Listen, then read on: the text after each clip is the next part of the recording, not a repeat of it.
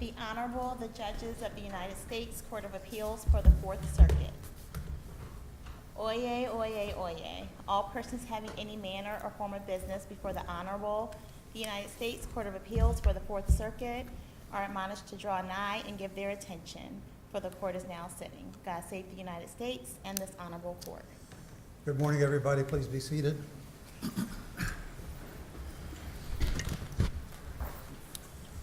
I want to welcome everybody to the U.S. Court of Appeals for the Fourth Circuit. We have 4 cases on for hearing. First up is 23-4610 and 23-4614, United States versus Chavis. Ms. Harrell. Thank you, Your Honor. Good morning. My name is Emily Harrell, and I represent Brandon Chavis in this matter. There are several issues raised in the briefs, but I think I'd like to focus the court's attention on the argument regarding the district court's abuse of discretion in permitting Ms. Shearmeyer-Wood to testify as an expert on the use of the true allele probabilistic genotyping software. Our contention, Mr. Chavis's contention, is that the district court abused the discretion by permitting her to testify because true allele is not reliable based on the unavailability of the source code of the software, and because she had no background herself in computer programming. Can I ask you a question about that statement, the non-availability of the source code? My understanding is that the code is in fact available, subject to certain restrictions and the like. So what's your view of the record on that point? The government makes that argument based on its review of the website of cybergenetics. There's no information in the government's brief as to when that information may have been posted on the website. In other words, how recently cybergenetics is making its source code available. How much do you know about the source code? You know what it is they're really asking for? What do I know about source code? I mean, do you really think that they have released that source code? No, sir. Or they released the opportunity to test? There's nothing that indicates that this entity has released a source code, which is the instructions on how the computer works. It's my understanding. That from a website. If a website is, I want the government to tell me what that website is. It indicates that this particular company has released its source code. There have been cases in which the court has ordered it, just in those cases alone, maybe out in New Jersey or whatever, but there's no public release of a source code. You release that source code, you might as well give away the company. And for the 2 or 3 cases where I've noticed that the court has ordered the release of the source code, the government then stepped aside and dismissed, either dismissed the count which was affected by that information. Why didn't you bring this up in the court below? There's no discussion in the court below as to why you start out and say it's not reliable, but it looks like this is something you found out later on and you didn't bring this up. Your Honor, I was not trial counsel in this matter, and so... That might be the case, now, and you are forgiven for that, but you have to answer for the trial counsel in this matter. I think the best answer I can give, Your Honor, is that by making the argument that Ms. Shearmeyer-Wood was not familiar with what happened within the black box of the computer programming, that she would not actually know whether the outcome was reliable, the outcome of the... This is a huge issue. It's all over. I mean, there's no way you miss this. You would know that if you were going to deal with probabilistic genotyping, you know that the big issue out there, is it really accurate? Do you know what the source code is? Because it's no question she's an expert on it, but what she's an expert on is something the computer analyzed you need to know who and what instructions was given to that computer, but it wasn't brought up. That is my understanding of the record, Your Honor.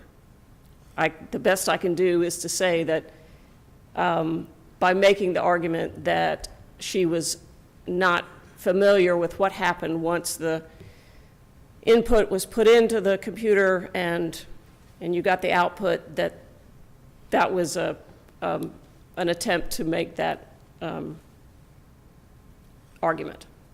You know, I don't, in the abstract, certainly it's hard to argue that DNA evidence isn't compelling, sometimes overwhelming in deciding a case, a criminal case. A jury might look at this and say game, set, match, and over. But the facts of this case are, and I'm sure you're going to push back against this, but there was a ton of other evidence in this case, albeit mostly, if not exclusively circumstantial, pointing to your client as the perpetrator of these robberies. So why isn't, in this particular case, the admission of this evidence harmless? I think because no victim of the robberies made an in-court identification of Mr. Chavis and put him at the scene of those robberies. Right, but they had all kinds of descriptions of the clothing, the weapon used, you know, the cell phone evidence, location data, the text between he and his, as he called it, wifey, as to where they were. And to put icing on the cake, the so-called wifey apparently reading about their exploits online and keeping records of news articles about the robberies. I mean, that's pretty damning evidence, I think. The evidence would appear to point in Mr. Chavis's direction, but I think would say so, yeah. I do think that identification of Mr. Chavis was of utmost importance because he had not been identified by any of the victims as the perpetrators of the... But you understand that the district court has the right to use circumstantial evidence. It does not have to be direct evidence or identification. I understand that, but for some reason the government particularly believed that this evidence was important. And so they're the ones that brought the evidence, and it seems to me of paramount importance. And so, you know, all this other evidence may be sufficient, or there may be a lot of it, but the DNA evidence seemed to be particularly important. Well, that's not the standard in terms of harmless error. I mean, what you just said right there, you said it may be sufficient. Well, that's going to be enough right there.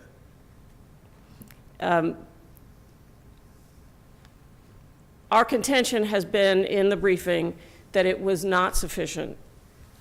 And, you know, we've provided information as to why it was not sufficient, and why a reasonable jury would not have determined without this DNA evidence that it was not Mr. Chavis. Maybe the reason the witness didn't identify him is because he had on a ski mask. And there are a lot of cases in which circumstantial evidence is sufficient for an identification. Particularly in the case, this is pretty strong evidence. Our contention is that the evidence that was presented was not sufficient, and without the DNA evidence, which made it relevant, but it's not reliable. Is it your position that in each and every case, the government, in order to use this kind of DNA evidence, would have to disclose, or at least you should be able to cross-examine as to the source code?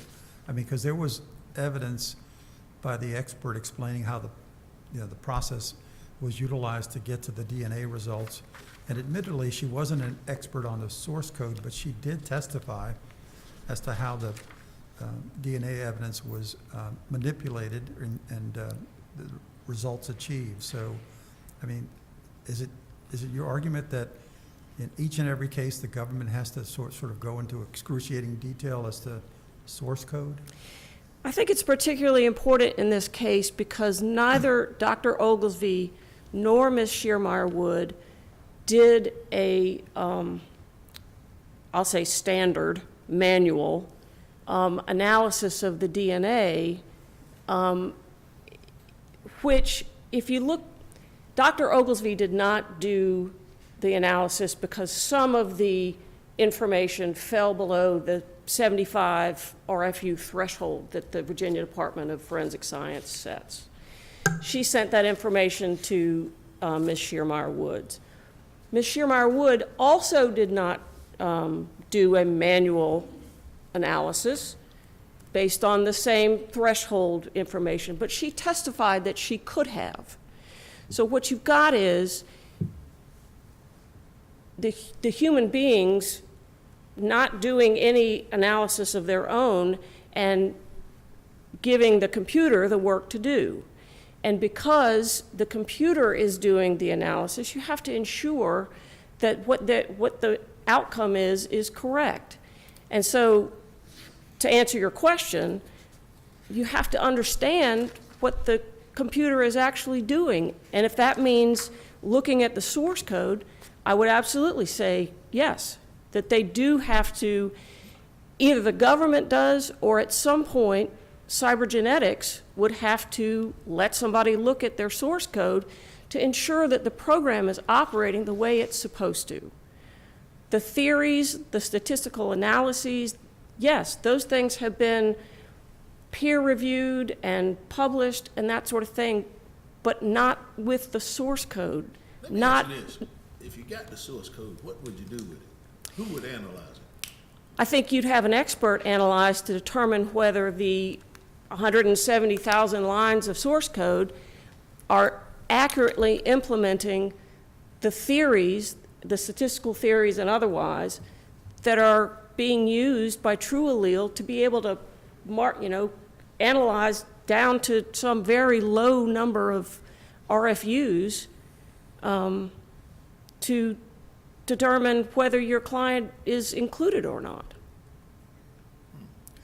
So. Well, but then, I guess going back to Judge Wynn's question, we're left with all kinds of speculation because none of that happened below because the defense never raised the issue. My position would be that by arguing that Ms. Shearmeyer Wood was not able to talk about what happened once the information was inputted, that would be sufficient to raise the issue. All right, thank you, Ms. Harrell. Okay, thank you. Mr. Woodward? Thank you, Your Honor.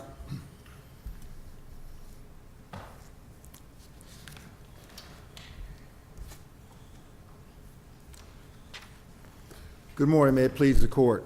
Your Honor, as you're aware, I'm here on behalf of Ms. Beasley, and the only argument that I have is sufficiency of the evidence. I have a few comments I'd like to make. The DNA evidence obviously did not apply to Ms. Beasley. I'd like to focus particularly on the gun charges.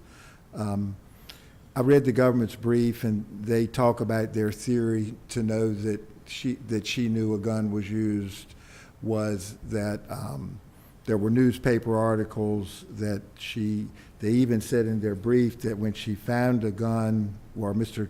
Chavis confronted her with a gun, she called the police. And I want the court to understand that that's how they found the gun. My client was his girlfriend.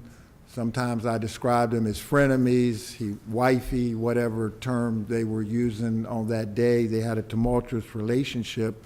But the gun with the yellow dot sight, which I'm sure the court saw in the record, was the gun that was found under a tire of a car over in one of the housing projects in Norfolk. Ms. Beasley called the police and turned them on to Mr. Chavis. That's how they found that gun. I looked back through this record again, and I understand for 40 plus years circumstantial evidence and the inferences a jury and a court can draw, but there was no evidence presented that Ms. Beasley ever saw that gun when the videos were shown, and the court didn't see them, but they're in the record. I mean, the gun was concealed. And so I would ask the court to look closely at those cases. As the court's aware, on one of the gun counts and one of the robbery counts, the jury acquitted Ms. Beasley and then convicted her of the ones after that.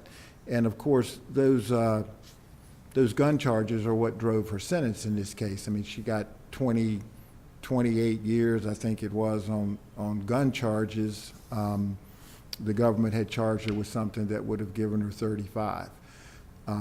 The other thing that I would ask to talk about real quickly is that lottery ticket. Yes, she cast a stolen lottery ticket, but there was no evidence that she knew it was part of a robbery. I analogize that it would be no different than if someone gives you a $20 bill that's counterfeit and you go into a store and you know, pass it, then it's a counterfeit bill, but you're not going to be guilty of a crime unless But you. isn't that, I mean, that was evidence that was put before the jury. Isn't that for the jury to weigh and decide based on all the other evidence? I think she admitted she had the stolen lottery ticket. She admitted that it's her Volvo that's at the robberies. And so the jury has the right to consider the circumstantial evidence, and they did, and they decided that it linked her to the robberies. Absolutely, Your Honor. I mean, the jury heard all that, considered all that. No question about it. And, I see my time is up. I'll have a couple minutes left. Thank you. All right, thank you very much. Ms. Bensinger. Good morning, and may it please the court, Samantha Bensinger for the United States. There are several issues before the court this morning, but I'd like to begin with the true allele issue that we were discussing a few moments ago. Do you need it? No. So the So court, you don't have to rely upon that. You can argue harmless error because the evidence was sufficient.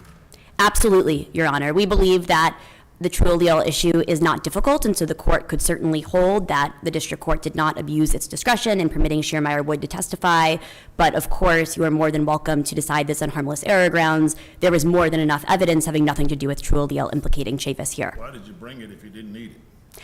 It was available to us, and it was surely helpful. I think, as some of the argument this morning has shown, it's helpful to be able to inform the jury that the analysis. Are you aware of the reliability problems with it in terms of the source code not being available? I don't think that there are any availability problems, Your Honor, and I'd like a chance to respond to the source code question directly. You asked what web page makes the source code available, and the answer is because it's a proprietary trade secret, the source code is not itself posted on any public website, but the cybergenetics website, cybgen.com, has a web page explaining how defendants, defense attorneys, and defense experts can access the source code by completing a non-disclosure agreement. I think that's enough in a court of law that a website says you can do it, but no one in court has ever gotten it in that manner. You think that's enough for the government to represent to us that you looked on a website? You don't even know who did the website. You have no idea who put that website or where that information. Do you know the reliability of that? So the website belongs to the company that produced True Allele, but I do do. you know that? Cybergenetics is the company that developed True Allele, I understand but that, but who testified to that effect? because Other the than issue. You saw it online. Because You're the not issue- seriously going to represent in this court. You saw something on a website and say it's true. Because the issue pertaining to the source code was never raised before the district court, there was not testimony on this, but I can assure the court that source code has been disclosed in prior litigation. Well, let me say this to you. Go back and do some more research, and you're going to find out they have never released that source code. They allow some testing. There have been some cases in which courts, district courts, have allowed it in limited circumstances just for those cases. That's the big issue right now, as to whether they will release, as you say, that proprietary issue, which they consider to be protected, because it's the basis of the algorithm that forms the whole company. And they're not going to release that easily. And I don't think anything you find on the website is going to tell you any differently. And if you're telling that right now, then perhaps we should remand and says, okay, go ahead and release it. And I don't think that's going to happen in that kind of a way. Those cases typically have been just dismissed. They're dismissed for a reason. They don't want to release that. The only problem here with the source code, which is why I pointed you back to the sufficiency, is it can be just like taking footprints and all kinds of other stuff for years and years of saying crack cocaine is worse than powder cocaine. We rely on experts. At the end of the day, They rely on a computer-generated analysis, and we don't know the instructions that the human being made to the computer, which comes from the source code. That's the problem you got in this case, which is reliability or validity, I should say. That's the problem with it. I have three responses, Your Honor. First, setting aside the fact that Chavis forfeited the argument pertaining to the source code, I just want to draw a distinction That's between... a nice thing to set aside. You probably ought to stick with that argument and say she forfeited, because she didn't bring it up at all. We typically don't consider cases on appeal if you didn't bring it up below. I wouldn't just set that aside. I would probably jump all over that. I certainly agree that the court can rely on that. I just wanted to be responsive to Your Honor's question and offer three responses that I think are more directly on point. So first, I want to distinguish between a wholesale release of the source code on the one hand and the kind of access that defense attorneys and experts need on the other hand in order to confirm it's reliable. Even if cybergenetics has not released its source code wholesale, there have indeed been cases, including in the Western District of Pennsylvania, United States versus Ellis, Is that the in case which... from 2021 you're talking about? I believe it was several years ago, Your Honor. That's... They only allowed it just in that case. They didn't make that public. Right. The distinction I was drawing was between public release on the one hand... A court order. They didn't voluntarily give that up. It was a court order. There's no court order here that can allow that. I agree. There's no court order here, and the reason there's no court order here is in part because Chavis never asked for the source code. But I think... So we're back to the forfeited order. So my second response, Your Honor, is that even though the source code has not been publicly released, the kinds of calculations and the mathematical algorithms on which cybergenetics truly relies have been. And I think the Supreme Court and this court have said that district courts have considerable leeway. What do you mean, have been? If what you need is a source code, which are the human instructions to that computer on what you need, what you are doing, what the analysis is based upon. You were talking about the ultimate testing of it. I'm talking about the kinds of calculations that TrueAllele is running, as distinguished from the computer language that instructs the software how to run those calculations. Who instructed the computer to make the calculations, not what was done, what the initial instructions, the source code. Understood, Your Honor, and I think that just brings me to the third point, which is that the district court here assessed the reliability of TrueAllele based on validation studies, a low known error rate, peer review, and other techniques that confirmed for the district court that TrueAllele is generally reliable and was reliably applied here. Reliability, but not validity. Validity goes more to the source code aspect of it. For what it's worth, I do think that the validation studies speak to the validity in addition to the reliability. I'm happy to walk through how those validation studies work, if that would be useful. I wouldn't do that. I probably would go back to my initial question. Do you think you need it? And the answer to that question is no, Your Honor. You could certainly decide this case on harmless error grounds. Let me ask you about that, because maybe that's right, but it's hard to, in most cases, I think it would be difficult to say that admission of DNA evidence is harmless when you've got numbers such as, and I'll just read these, and the ultimate conclusions of the expert was that a match between the unknown liquid swab, in this case the urine sample, I guess, that was found on the ground, and Mr. Chavis, is 33 trillion more times probable than a coincidental match to an unrelated African-American person, 26 quadrillion times more probable. I don't even know what that number means. And then 1.8 quadrillion times more probable than a coincidental match. I mean, a jury hears those kinds of numbers in the abstracts and says, what are we doing here? Game, set, match, it's all over. So, and maybe this is the outlier case, given all the other evidence that was in the record, but this is really powerful evidence, don't you think? And that's the reason why you wanted it in evidence. I don't dispute that it's powerful evidence, Chief Judge Diaz. I completely agree, but I think this is maybe the outlier case where there was so much other evidence that you could find any error in the admission of the testimony harmless. There were 4 categories of evidence implicating Chavis having nothing to do with DNA. I'd be happy to speak to those more if that would be helpful to the court. I'll start with the clothing and MO evidence. The robber here consistently targeted 7-Elevens, used a Volvo SUV as the getaway car, wore a black inside-out hoodie, and often an orange reflective construction vest. That is exactly the outfit that Detective Strano spotted Chavis wearing following the robberies on October 28th, shortly before approaching Brandon Chavis, having a conversation with him, and subsequently identifying him in court. Second, the gun. We spoke a little bit about this earlier, but Officer Haywood recovered a gun on November 15th, shortly after encountering Chavis. That gun had a number of characteristics that matched the gun used in the Hampton Roads robberies. For example, the yellow color above the front sight, certain paint chips that were similar, and Detective Flanagan in court walked through those similarities between the guns. That was obviously very strong evidence. Next, the call detail records. Jason Dufault testified that Chavis's phone's call detail record showed that it was in the general area of the robberies at the time they were committed.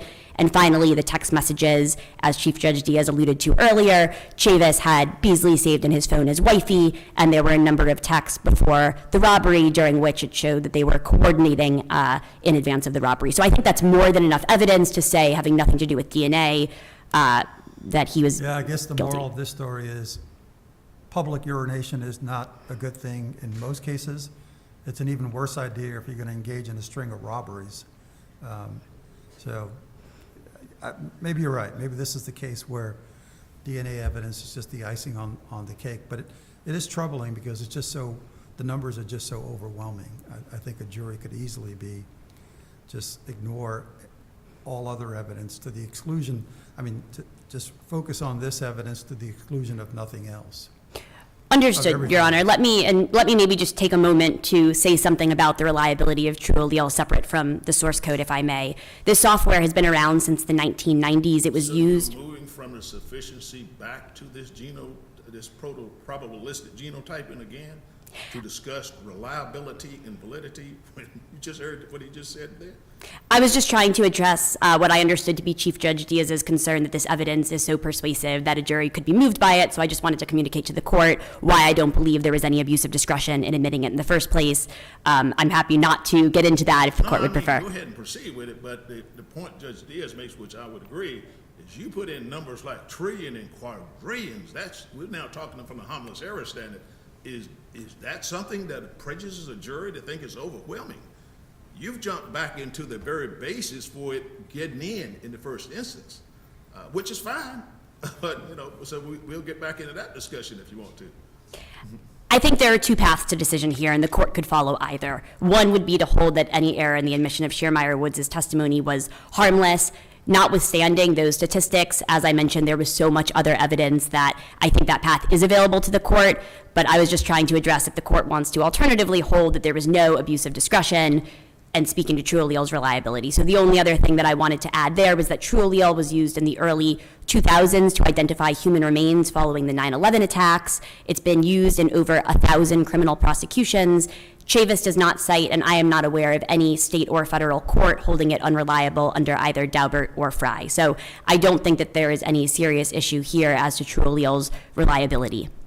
Can I ask you to address Mr. Woodward's argument about Ms. Beasley's involvement in the gun, which he claims drove the sentencing in this case, and as I understand his argument is that there just isn't any evidence indicating that Ms. Beasley understood that there would be a gun involved, even if she was guilty of these offenses, that she knew that Mr. Chavis was going to be using a gun.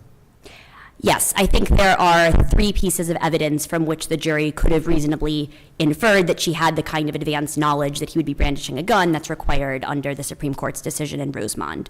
So the first of those is what Mr. Woodward alluded to, which is that on October 27th, she accessed an article about the robbery at 7-Eleven on Indian River Road a couple days prior, and that article described it 3 times over as an armed robbery, stating that the robber brandished a firearm.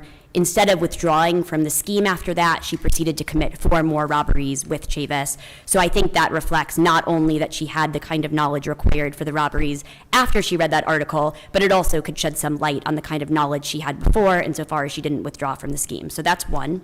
The second is surveillance camera footage, generally showing the Volvo pulling up to the robberies, Chavis getting out of the passenger side door, her waiting a matter of mere moments before he returned to the car. But I think specifically the 6-1 video series that I believe the court can view itself shows on the subway robbery, the car pulls up, Chavis gets out after presumably urinating. He reaches back into the car to grab something. I think the jury could have reasonably inferred that he was grabbing a firearm, and Beasley, who is in the driver's seat, could see him doing so. So that's the second. The third is the call on November 15th to the cops reporting that Chavis had a gun. Obviously, that was after the robberies charged here, but we think it can still reflect Beasley's general knowledge that he had a gun. And I think the thing that's important here is the gun was not sort of ancillary to the criminal scheme. The whole scheme here was armed robberies. Sort of as a matter of common sense, cashiers don't typically hand over cash in a matter of mere moments consistently if, something like a gun is not being brandished. So we think, given the standard of review here, viewing the evidence in the light most favorable to the government, there was more than enough for the jury to reach a guilty verdict. Do you have anything else? If there are no further questions, we would ask that the court affirm the convictions. Thank you. Thank you very much. Ms. Harrell?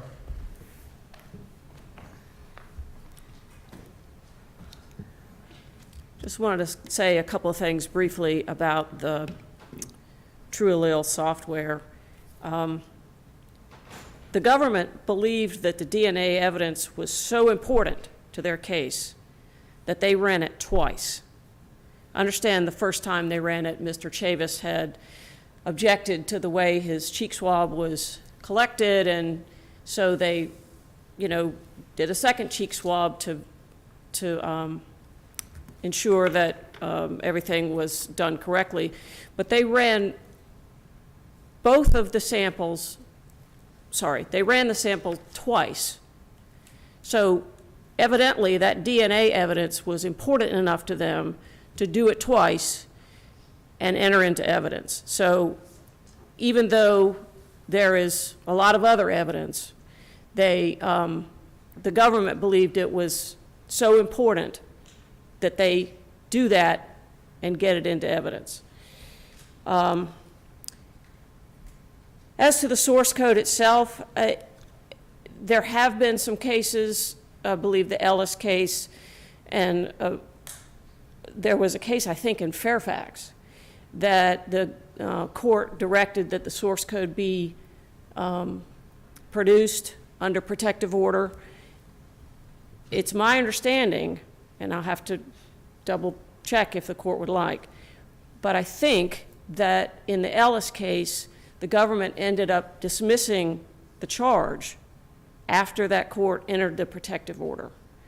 And the case in Fairfax, I don't have access to state court records, so I can't verify this, but I'm fairly sure that that case did not go forward after the court entered the protective order. The problem we got is you never asked for it down at the court below. That's a problem. And now to come on the appeal, said what the court didn't do and what the court should have done. You didn't give the court a chance to do it. You didn't bring it up at all. You, in the sense of the counsel before you, of course. Understood, Your Honor. As far as the reliability of TrueAllele, I would just, the larger picture as far as the Daubert reliability test is impacted by the source code implementing the statistical theories and everything that produces the result. So that's how important the source code is. And it comes up with this astronomical number, as Chief Judge Diaz noted. But the that problem again is that the district court didn't hear any of that.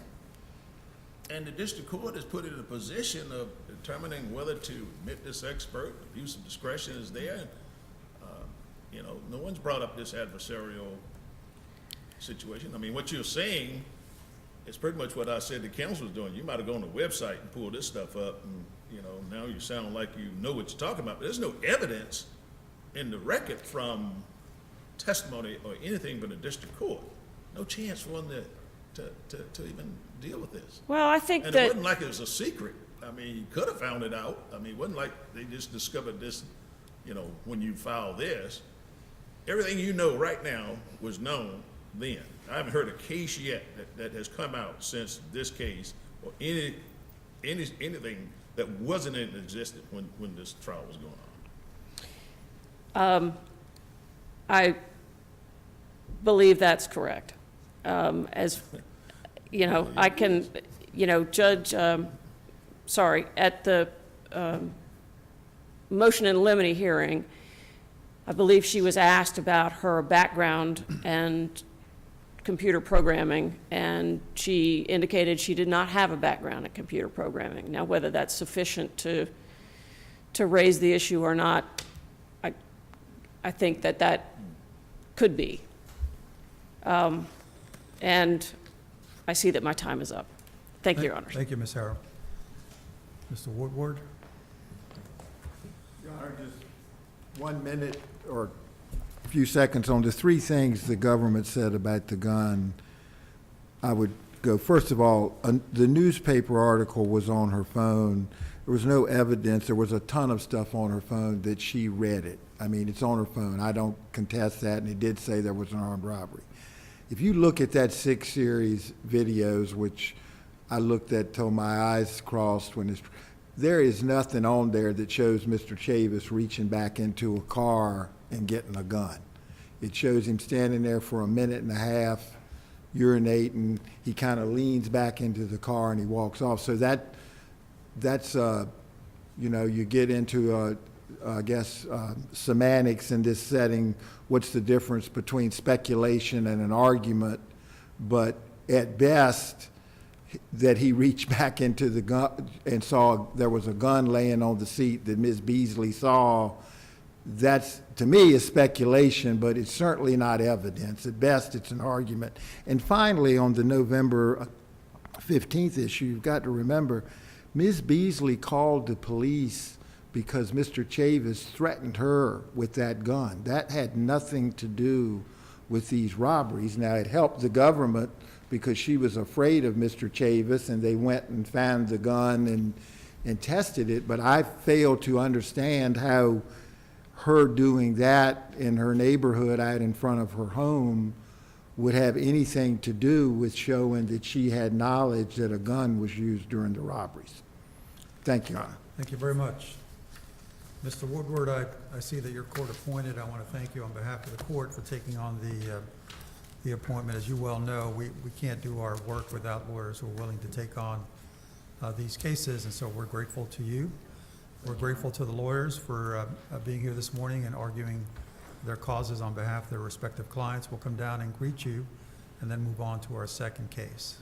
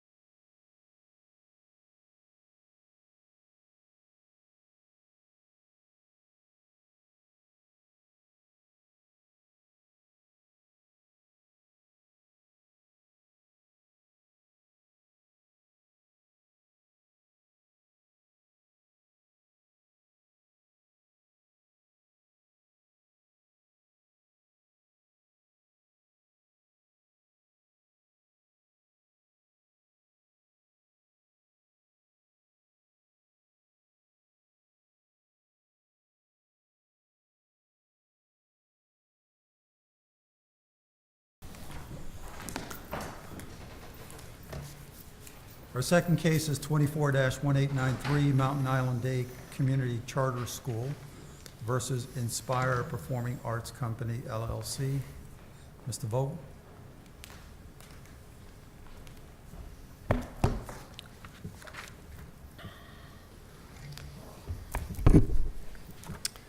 May it please the court. My name is Jonathan Vogel, and I represent Jackson Day School, a K-12 public charter school, and Mariner Foundation, the school's affiliated nonprofit that funds its extracurricular Inspire dance team. The district court abused its discretion in this case in denying my client's motion for a preliminary injunction based on claims of false advertising, which was unopposed at the district court, trademark infringement, and unfair and deceptive trade practices. We respectfully request that this court reverse and direct the district court to issue a preliminary injunction because the district court abused its discretion by ignoring unrebutted evidence and making mistakes of law in examining whether my clients had stated a likelihood of success on the merits and had satisfied the other Winters factors for a preliminary injunction. To begin with false advertising, the undisputed evidence in the record is that Inspire PAC is making false or misleading representations of fact in commercial advertisements in interstate commerce. This claim was unopposed at the district court, and the evidence was uncontroverted. Inspire PAC therefore waived its ability to rebut false advertising here by failing to present the argument in the district court. Mr. Vogel, can I ask you to go back first, and I appreciate your starting with the false advertising claim, but regardless of the claims, in order to succeed and persuade the court that you were entitled, your clients were entitled to a preliminary injunction, there had to be evidence of irreparable harm, and you acknowledged that. So what was the evidence in the record of irreparable harm? The evidence in the record of irreparable harm was that through false advertising and through trademark infringement, Inspire PAC was eroding the brand and the goodwill of the Inspire dance team and of the Jackson Day School, the charter school that operated the Inspire dance team. So that's a statement. So what evidence supports that statement? Well, these events had happened right away, and in the record, we have evidence that parents of Inspire dance team students are confused in understanding which dance team is Inspire, because Inspire PAC is advertising. But don't you have to show that you own the mark before you can, before, in terms of the irreparable harm, before you can say that there's false advertising and all of these claims? Well, false advertising and trademark infringement are two different claims. They both fall under the Lanham Act. And so we look at them separately, and they have separate elements. So the false advertising claim has elements that this court has enunciated in the Scott's case. In the Scott's case, false advertising occurs when false statements or representations are made. But you would agree that the representations that they're making is that this is a company and this is the services we provide. But wouldn't you have to be able to show that you own the mark first, the trademark first? Respectfully, Your Honor, not to prevail on false advertising. For false advertising, we have evidence in the record that the pictures that are on Inspire PAC's website and the videos and the parent testimonials on the website and on the social media platforms, on Facebook, Instagram, and YouTube, are pictures of the Jackson Day School Inspire dance team. Are you saying a false advertising claim does not require a trademark? Correct. Yeah, false advertising claim does not require a trademark. It requires a showing that there are false statements or representations that are made in advertising or promotion and are made in interstate commerce. And but I guess the argument is that, and I'm sure counsel will address it, is that how do you prove that what they're saying is false if they own the trademark? Right. Well, we're not running away from the trademark claim, of course, and we're happy to discuss the trademark infringement claim. But the way that we prove that they have committed false advertising is because they are showing pictures of our dance team and videos and parent testimonials of our dance team. And there's evidence in the record that it's sworn declaration, that is our dance team. I mean, they even have a picture of the charter school's, head of school's daughter on their website, holding it out as their dance team. But it's actually the charter school's dance team, and there is no evidence in the record that it is their dance team. You know, I think the question, though, is if these videos and the images of a team are ones that May and Lewis actually own, then how is that false advertising? There is no evidence in the record that they owned a dance team or they had a business of any sort. Well, what if they owned the videos and the images? There is no evidence in the record that they owned the videos or they own the images, but even if they did, they are currently advertising their business with images and videos of our dance team as if it were their own. I don't know if your honors are baseball fans, but could you imagine the Los Angeles Dodgers putting on their website pictures of the New York Yankees as if those were the Dodgers players and advertising, come to our game, here are our players? Absolutely. Well, I don't know if the Dodgers want to do that right about now. No, they don't want to do that now. Might be the other way around. They don't want to do that now.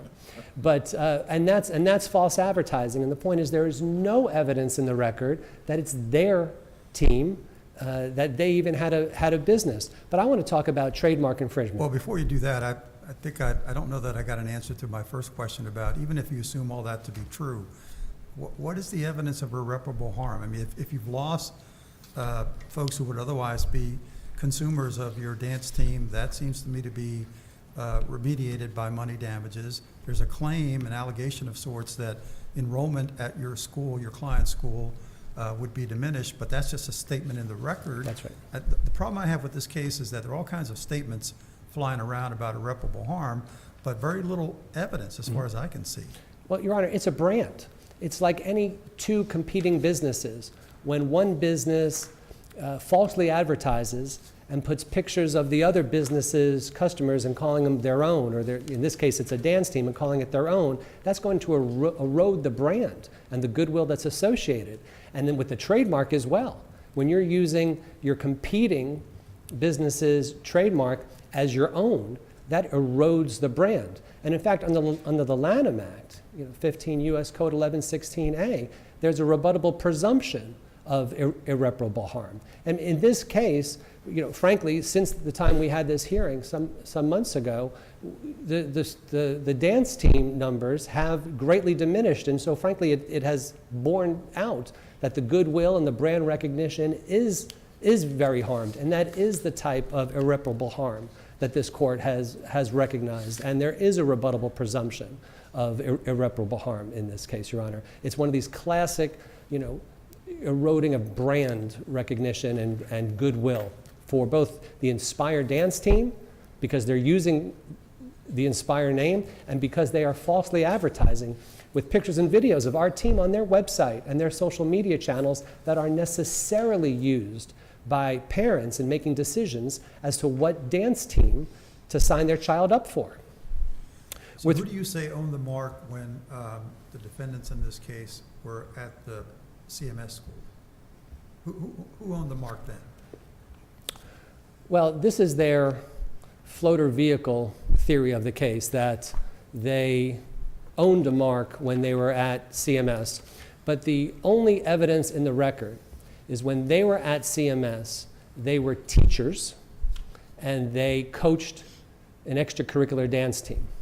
There is no evidence in the record that they had some ongoing side business while they were doing that, during which they could develop and use a trademark. And that is required under the United Drug case, the U.S. Supreme Court case. Back from 1918, there was a principle that there are no rights to trademark unless it's in connection with an ongoing business. Well, I thought they submitted declarations or affidavits to that effect. Isn't that evidence? They did not. They did not. The only piece of evidence that you will find in the record that purportedly supports their argument is a Facebook post from April 2016 when they worked for CMS. It's a picture of them with children, and it says, "We have a community team / company of dancers." I thought there was evidence of the CMS team, that there was two teams, right? Is what their argument is, that there were two teams, that there was a school team and then there's the Inspire team, and the different teams had different jackets and different calendars, and that were, wouldn't that be evidence of two different teams at CMS when they were at the other school? I would say, first of all, Your Honor, that was only argument. There's no evidence in the record. None of what you just described is within the sworn declaration or in any of the 19 exhibits that they submitted to the district court. It was only argument that came up at the district court hearing and in their briefs. But second of all, whether there's one team or two teams that were being coached out of the CMS school doesn't matter. What matters is whether there was an existing business that they were operating and that they developed and they used the trademark in connection with that existing business. There is no such evidence. And even I guess I'm confused because there are pictures dating back, I think, to 2012 with the Inspire jacket on the website, and then competitions where they've won different competitions under this Inspire name. But you're saying that there's no evidence. Well, that's not evidence of a business. The evidence is that they were teachers and they were coaches of a CMS school dance team and that they competed with that team. This idea that there were two teams and two jackets and there was a side business that we operated out of the school, none of that is within the sworn declaration. And frankly, it can't be true because CMS has a policy where they have to have contracts, as you would expect, with any outside business that uses their facilities, and there's no evidence of any contract or an existence of a contract with CMS. CMS also has a policy that says they will not contract with current employees to use their facilities after hours. So CMS never would have contracted with them, and in fact, CMS did not contract with them.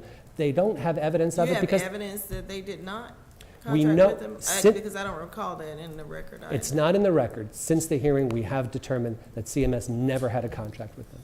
So then who owned the mark when they were at CMS? If anyone owned the mark while they were at CMS, it would have been CMS because they were employees of CMS and CMS used the Inspire name for various dance competitions. So if we accept that as true, then what's the evidence that CMS abandoned the mark? Well, because under the Lanham Act, if a mark is not used for 3 years, it is presumptively abandoned. So what's the evidence that that mark wasn't being used by CMS? We have evidence in the record that our client did a diligent search to see if CMS ever used— I thought that evidence was based on information and belief and just a bald statement to that effect.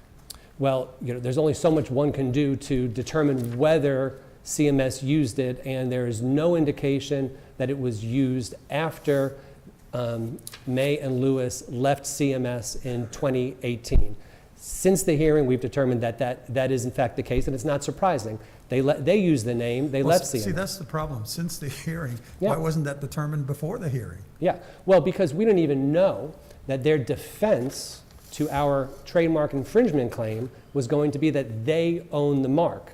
We didn't know that until a Friday night with the hearing on Monday morning. Well, here's what the district court concluded. Basically, the district court said, there's just too many disputed issues of fact here.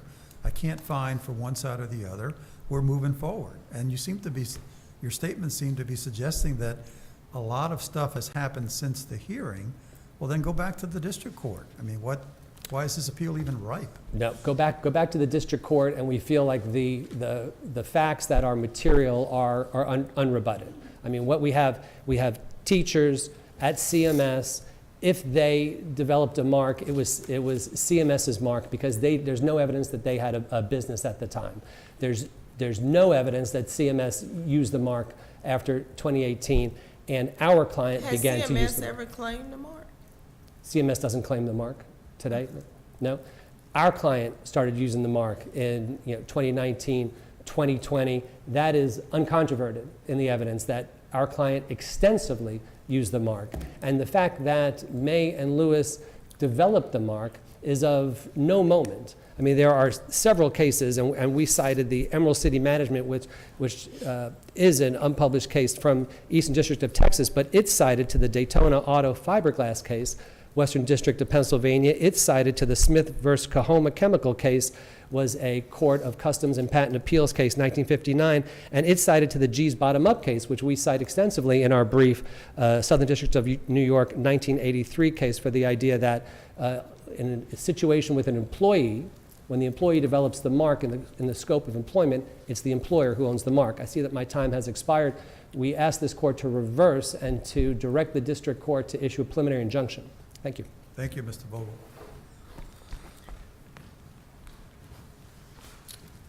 Ms. McGee. May it please the court, I'm Tricia McGee, and I represent Megan May, Lisa Lewis, and Inspire Performing Arts Company. This case hinges on the standard of review, and the standard of review that was applicable at the district court, as well as the standard of review that applies here before your honors.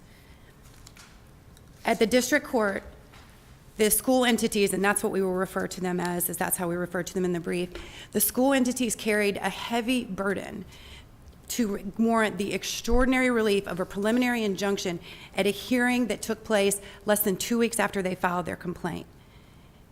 And they failed to meet satisfy their heavy burden to make a clear showing of likelihood of success on the merits of their trademark infringement claim, because they could not show that they owned the mark or that they had priority in use, of the false advertising claim, because they failed to show that any of the statements or advertisements that they directed the court to were false. And then their third workaround, once they realized that the court was not going to enforce their non-solicitation agreement, was this claim under the Unfair and Deceptive Trade Practices Act, seeking to enjoin our clients from representing the history of the Inspire brand that they had developed. I'll start first with the irreparable harm question, Chief Judge Diaz, that you asked.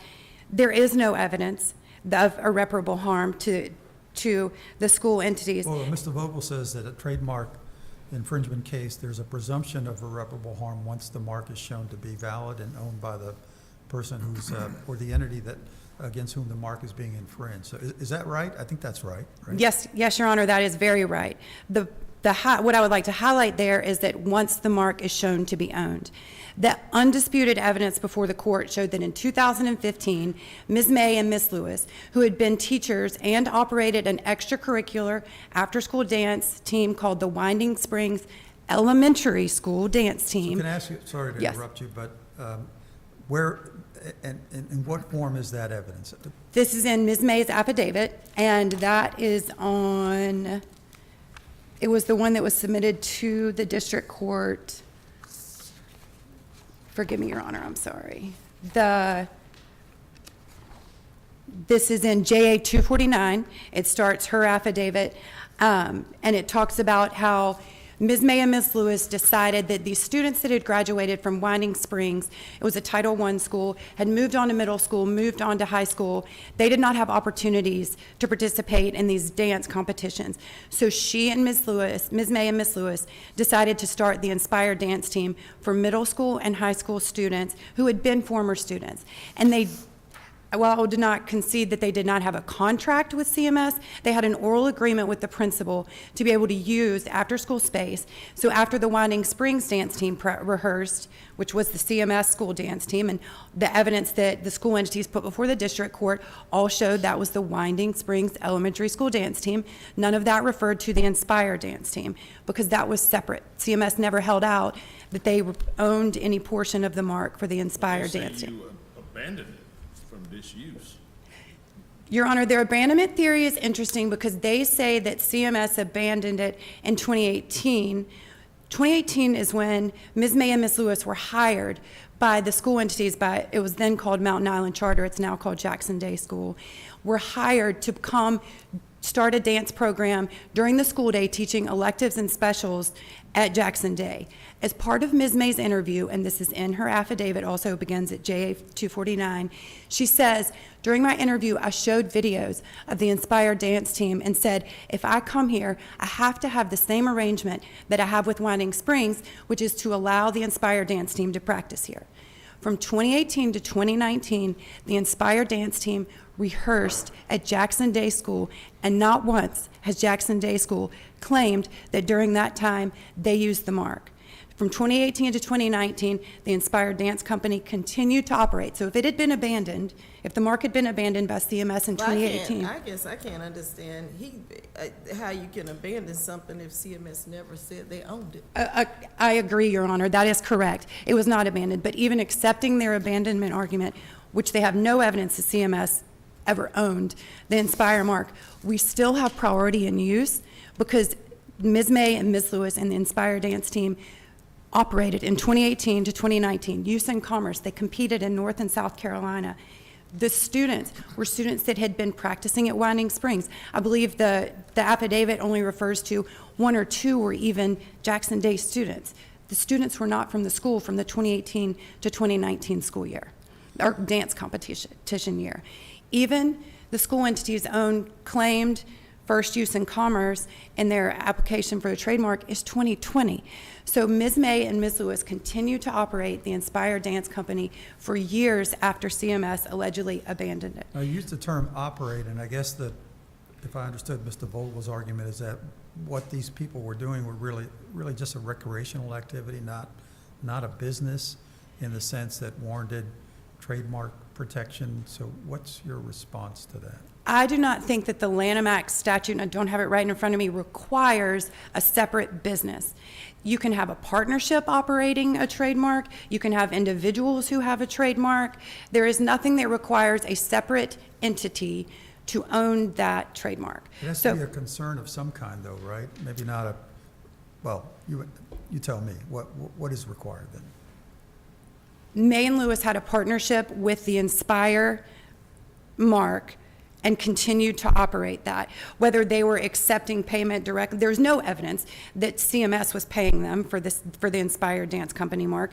Whether they were being paid directly from the parents, I think there's evidence in the record, in the transcript is referenced, as well as I believe in her affidavit, that a lot of these students were economically disadvantaged, so churches would sometimes sponsor. And some of this, the Ms. May and Ms. Lewis were doing without pay. However, they were still using it in commerce because they were participating in dance competitions to others and representing the Inspire brand. There was video shown at it's in the transcript, shown at the hearing, and this happens at the end of a dance competition. Somebody wins an award and they say, "Tell us where you're from," and these students would proudly say Inspire Dance Company because they were using their mark under the name that Ms. May and Ms. Lewis held out as their dance company. Mr. Vogel says that for false advertising, you don't really need to prove the existence of a mark. Can you respond to that, and also respond to the notion that the video or the statements that were submitted on the website after your clients left what is now Jackson Day School were in fact false, because they seem to allude to the fact that they were engaged in activities, they had copies of photographs and the like that included their time at Jackson Day School? Your Honor, if you look closely at the exhibits in the record, I believe they begin on page 232, I believe it's 232. The exhibits they're referring to are social media pages. These are images of dancers. There is nothing in these advertisements, nothing on the website that says anything false. It's undisputed that Ms. May and Ms. Lewis were the directors and the choreographers of the dance program at Jackson Day, and that they continue to operate their Inspire Dance Company at Jackson Day. Just because Jackson Day students appear in the images does not make them false. Second, there's no evidence that Jackson Day owned these images. There's not a copyright claim here. They're not saying that these images were not distributed to all participants for fair use. It's not false that Ms. May and Ms. Lewis coached those students. Nobody disputes that. So to be able to advertise, we have coached these students, this is some of our work product, where there's no evidence that anyone else owns those images, is not false. I will also say that in large part, the argument before the district court is that what made those representations false was the association with Inspire Dance Company. I believe at one point they argued that that Ms. May and Ms. Lewis should not be able to assert that they had experience coaching these teams. Again, that was not false.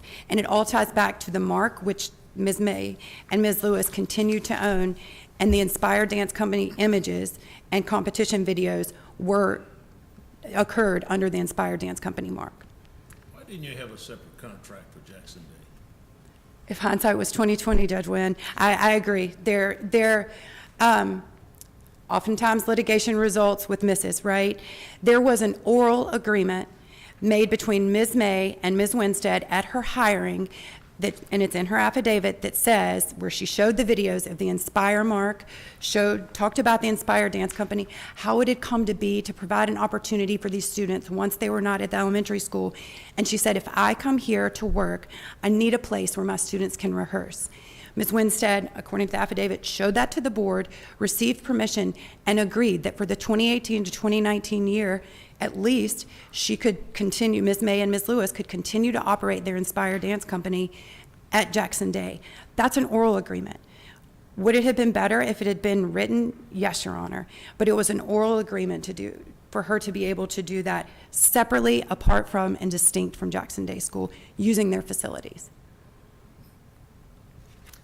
On the false advertising, the argument is that your clients are using the pictures of former students on your current website that could potentially be on another dance team. And I think that's the argument regarding false advertising. Why is that not?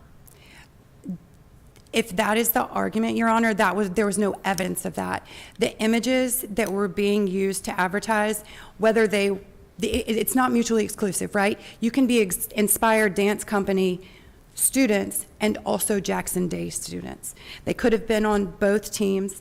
It's not my understanding that any evidence was presented before the district court. And again, this goes back, it was their burden, right? My clients had no burden of proof.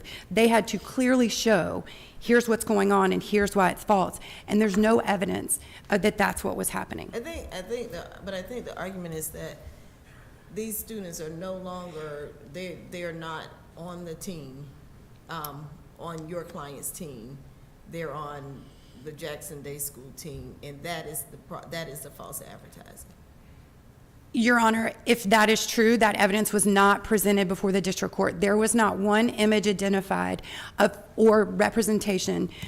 Some of the parent testimonials, they've alleged that's false advertising. The parents are talking about Ms. May and Ms. Lewis and what has been achieved for their children and as part of the coaching.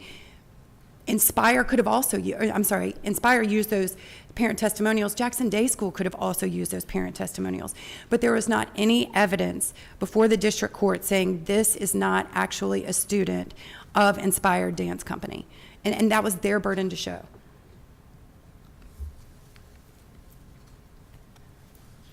I want to talk real quickly on the issue of waiver that they have brought up regarding the false advertising. One, it was not waived. As your honors are aware, this was an expedited procedure. The court acted quickly in noticing the hearing. The court specifically said we'll hear argument and evidence, so it was contemplated that new evidence would be presented at the district court hearing. Also, the reply brief was filed at 8:30 the morning of the hearing, was the first time that there had been this argument asserted regarding CMS's alleged ownership of the mark, which there was no evidence of that. And so during the hearing, that is the reason why additional evidence was presented to the district court. None of it was objected to. When it was presented, it was visibly shown to the court. So there was no waiver in terms of something that was raised for the first time at the hearing. Also,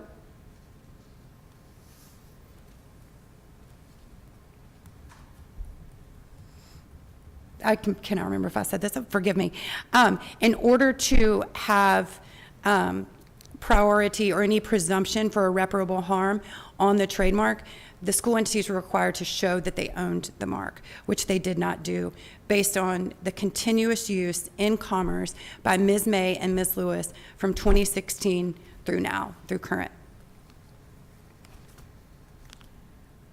If your honors have no further questions for me, we respectfully, any more questions?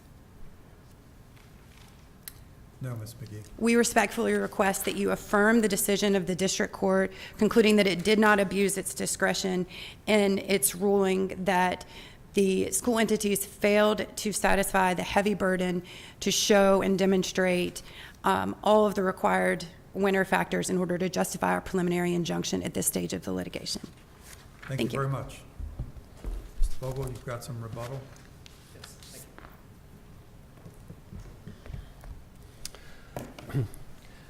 I'd like to make one point with respect to false advertising and a few points with respect to trademark infringement.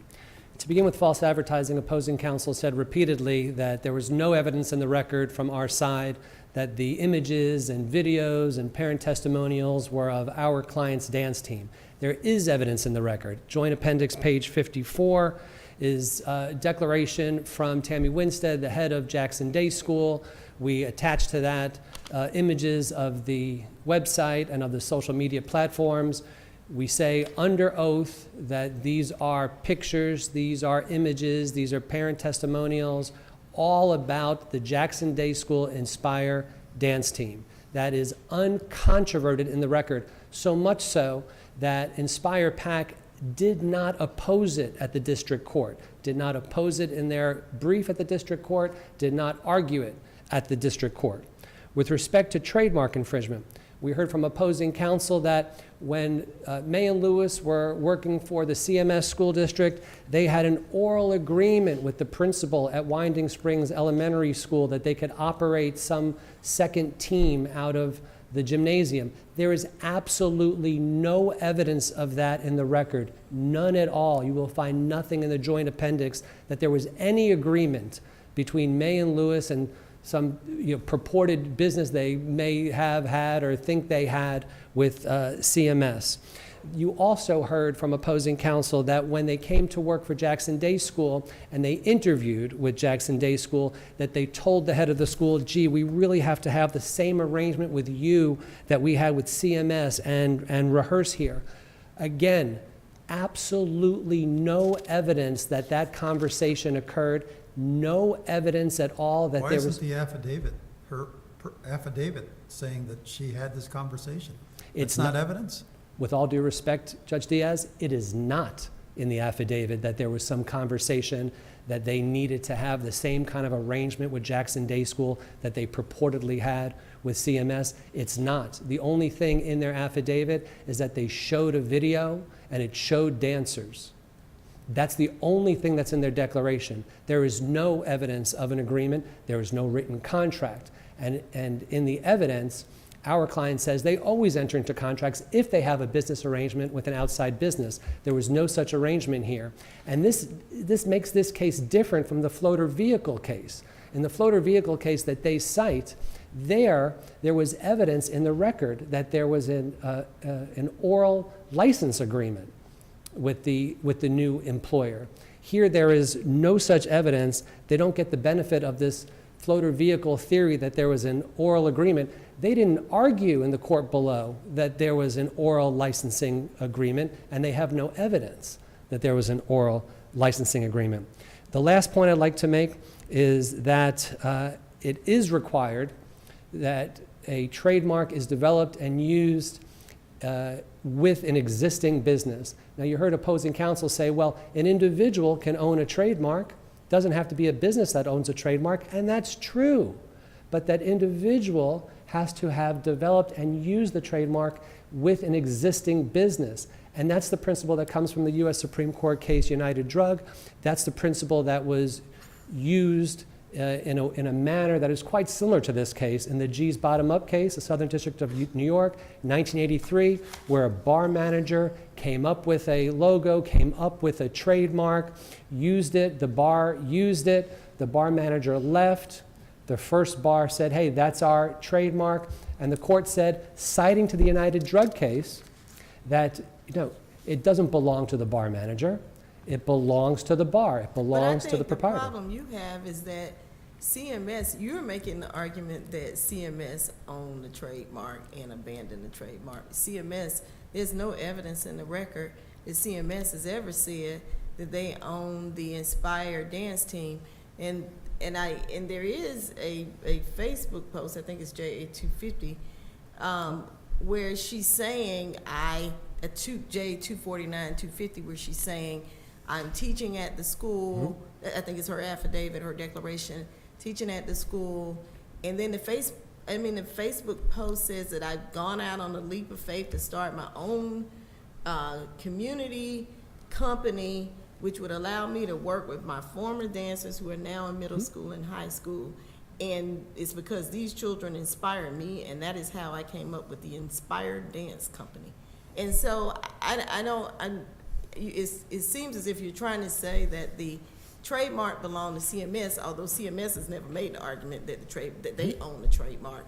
But then you're saying they abandoned the trademark, which is, I'm not sure how CMS abandons a trademark. If, I think when I asked you earlier, that they've never claimed that they own the trademark. And so, and then you have this post from 2016, a Facebook post that's in her declaration, where she is saying that she came up with this company called Inspire Dance Company, and why she came up with it. And you're saying that she does not own the trademark. I see my time has expired, but I would like to answer your question. May I? Absolutely. Thank you.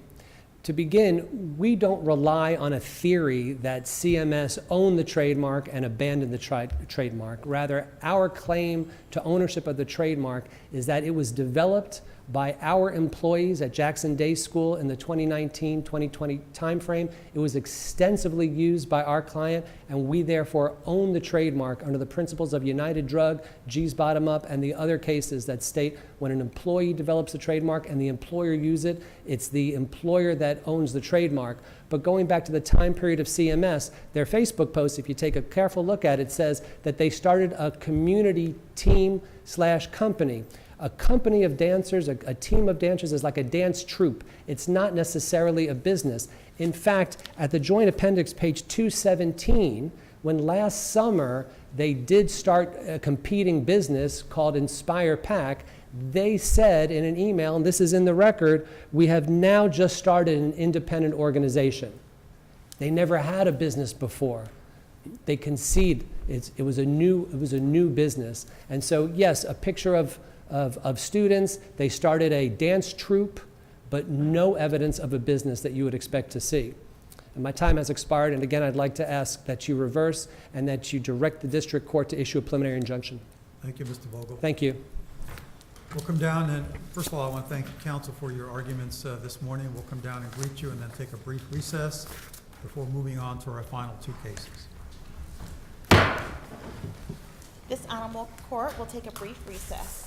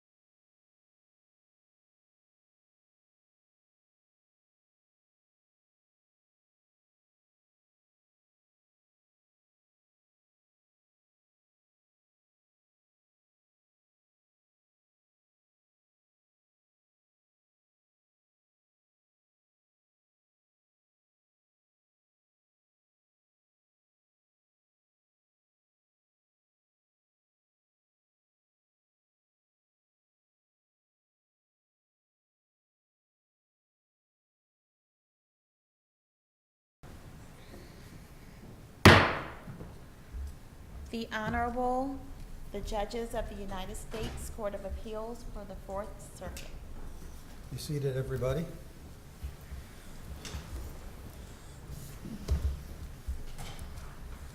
Our third case is 24-4029 and 4030, United States versus Benton. Ms. Hester? Good morning. Good morning. May it please the court. The law in this circuit is clear that district courts are required to address the central thesis of a defendant's non-frivolous argument supporting a lower sentence. The record here shows that didn't happen at Cedric Benton's sentencing on new fraud charges or at his revocation sentencing. The district court imposed a sentence on the fraud counts that doubled the high end of the guideline range and was 18 months longer than even the government requested.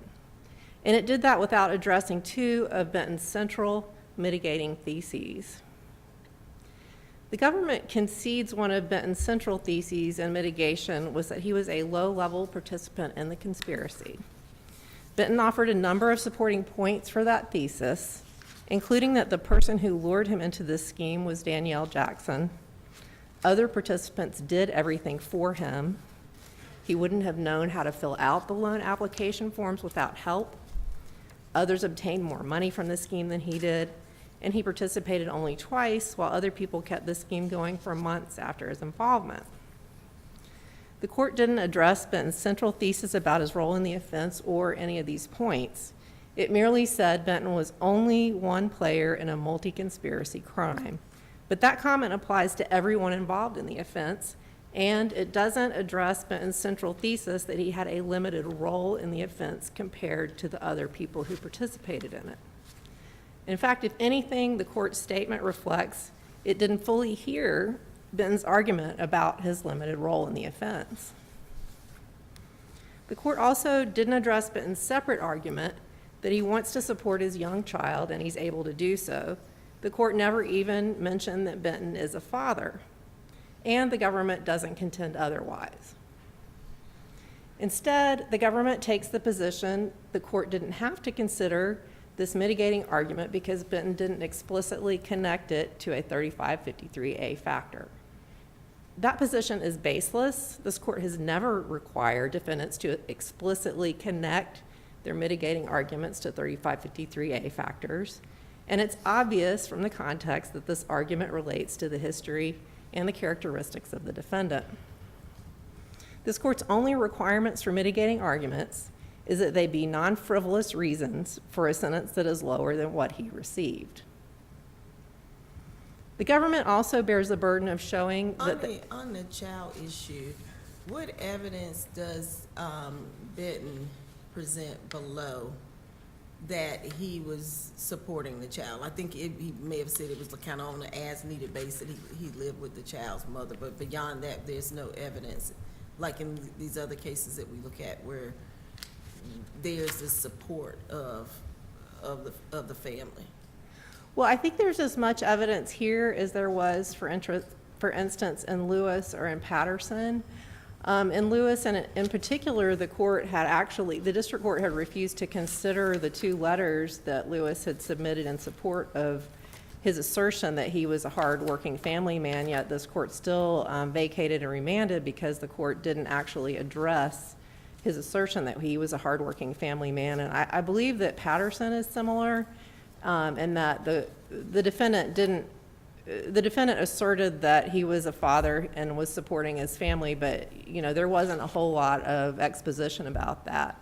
Yeah, I think in Lewis there were letters from different family members. There was evidence that he had been working for 2 years, and I think that's how the court came to the conclusion that to send it back because the court did not consider anything there. But this is just basically, and it seems like in passing that he's saying, I've been living with my my child's mother, and I started working 6 months ago, and I help out. Right. I mean, I think that information was in the PSR, and I mean, he didn't just say it in passing. He did say, that Mr. Benton has had a child. The child is 17 months old. He would like to be able to support that child, and he's able to do that. And I think that that is enough because it explicitly connects it. I mean, it doesn't explicitly connect it, but it is obviously connected to his history and characteristics. And this court has repeatedly recognized that being a working parent of a child is a non-frivolous mitigating argument. Of course, it's not one that the court has to accept, but it's one that the court has to respond to, and that didn't happen here. So can I ask you about that issue in the context of harm or harmlessness? So we've got cases that say that when a appellate court is satisfied that arguments are particularly weak, that we might be able to affirm on harmlessness grounds, even in the face of a procedural error. And I suppose your argument is that at least some of these arguments aren't necessarily weak. The district court seemed laser focused, though, on three issues, as best I can tell. One was that the defendant's criminal history was grossly underrepresented. Two, that he committed these fraud offenses so quickly after being released from prison. And third, that he falsified at least one, maybe a number of urinalysis drug tests. And so I guess the problem I'm having is if we send this case back, well, let me phrase it this way, and I think you've conceded this point. If the district court had considered all of the mitigating arguments that you've laid out should have been considered and nevertheless arrived at the sentence in this case, would you have an argument on appeal? I don't think so, but that's also not the standard for harmless error. It is the government's burden to demonstrate harmless error, and in fact, this court has recently explained in the United States versus Shields case why that's so difficult, especially when a sentence is this high. You know, this is double the top of the guideline range. There's a lot of room for the court to give a pretty severe sentence that is not as high as what it gave. And in that case, the court explains in Shields, like, the question is whether it's possible that the defendant's argument would have moved the needle somewhat. And even if it was just a month or two off, that prevents the government from demonstrating that the error is harmless in this case. And it really can't do that. In fact, you know, you notice the government only cites one case in support of their harmless error argument, and that's Boulware. And that's really an outlier in this court's jurisprudence on this issue. You know, the court has decided dozens of these cases at this point, and Boulware is really the only one that the government can pull out in support of their harmless error argument. And that one's kind of an interesting case because in that case the government had conceded procedural error, and it appeared that the panel really didn't agree with them that the procedural error had occurred in the first place, because they point out in the harmless error discussion that actually the court did address all of these things when you look at the record as a whole. So in the context of the arguments that you say should have been, district court should have focused on, do you concede that in isolation, one or more of them, it may have been weak, but collectively perhaps the argument is that there's at least it presents at least a fairly strong case in mitigation when you consider them collectively? I actually don't concede that either one of them is weak. I mean, Well, there were others, right? So there's that. You talked about the supporting his child, but didn't he also, or I thought you were arguing that his father had passed away while he was in prison, and his mother was seriously ill and might be suffering from dementia, and he wanted to spend time with her. Are you conceding that those No, arguments? I actually think you're conflating. So there were two separate things that happened here. Okay. First, there was the sentencing on the fraud, Right. and then there was the sentencing on the supervised release. So Okay. the urinalysis stuff didn't come up in the fraud when they were talking about the fraud. All of that related to the supervised release. So with respect to the fraud, he made three arguments in mitigation. You know, one was sentencing disparity with Danielle Jackson, which the court actually, we concede, did consider that, and we didn't raise that on the appeal. But then there were these other two arguments. One was that his limited role in the offense, and the other one was his desire and ability to support his child. And those two the court didn't consider in the context of the fraud sentence, and that's really, you know, what drove this extra high sentence was the court's doubling the guideline range for the fraud sentence. Well, I guess, and my question to you is in the context of those two mitigators, do you just consider those in isolation, or you consider those in the context of what the district court thought was important as to what drove the sentence? Are you talking about in the harmless error context or Yeah. in? Yes, I think in the harmless error context, you look at that as a whole, but I also think it's impossible to say, based on these arguments, that wouldn't have caused the court to go down even a couple of months is enough, or a month, or a day. That's enough to prevent the government from establishing that this error was harmless. I just don't think they can do it in the typical case where this type of error occurs, or in this case.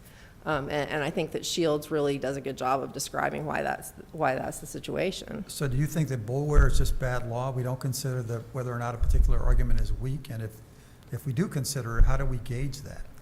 I don't think bullware is no longer good law. I just think that it's an unusual situation where the government conceded procedural error in that case, and the panel seemed to not really agree with them. It just assumed that there was error, but then it went on to say, actually, the court considered all these factors, and the argument was weak as well. And I just don't think that that's the situation that we have here, where the court didn't even consider the argument. So we can't really know whether any of these arguments would have moved the court downward, even by a small amount, had the court explicitly taken them into account. I would like to talk about the revocation sentence, because that one is also plainly procedurally unreasonable for the same reason. Well, that's an even tougher burden, right? Plainly procedurally unreasonable. I think the plain part of it is not that high of a burden in this case, because this court has made it so abundantly clear that in the revocation context, district courts are required to address a defendant's non-frivolous mitigating arguments just like they are on the front end. And when arguing for a lower revocation sentence, Benton did make 3 non-frivolous mitigating arguments that the court didn't address at all. Benton re-raised this sentencing disparity argument in relation to Danielle Jackson at the revocation part of the proceedings, and he did so because the court's main reason for rejecting that on the front end was because Benton's criminal history level had gone down, but in revocation his criminal history category was 6.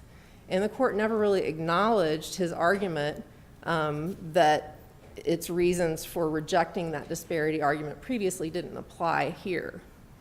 The court also didn't address Benton's argument that he had a drug problem that he needed treatment for, and that argument was particularly relevant in this. But I thought he did. Maybe he didn't address, but he recommended that he attend drug treatment as a part of his sentence. Wouldn't that be recognizing the argument or his position there? I agree that in some circumstances it would, but actually the court did that with respect to the fraud sentence before Benton had ever made this argument, and I don't think it's possible to consider an argument that hasn't even been made yet. And in particular, that argument was relevant in revocation because he violated supervised release by falsifying urine tests after he had several dirty tests, and probation didn't even offer him drug treatment, even though he had a supervised release condition that allowed that. So I think that made that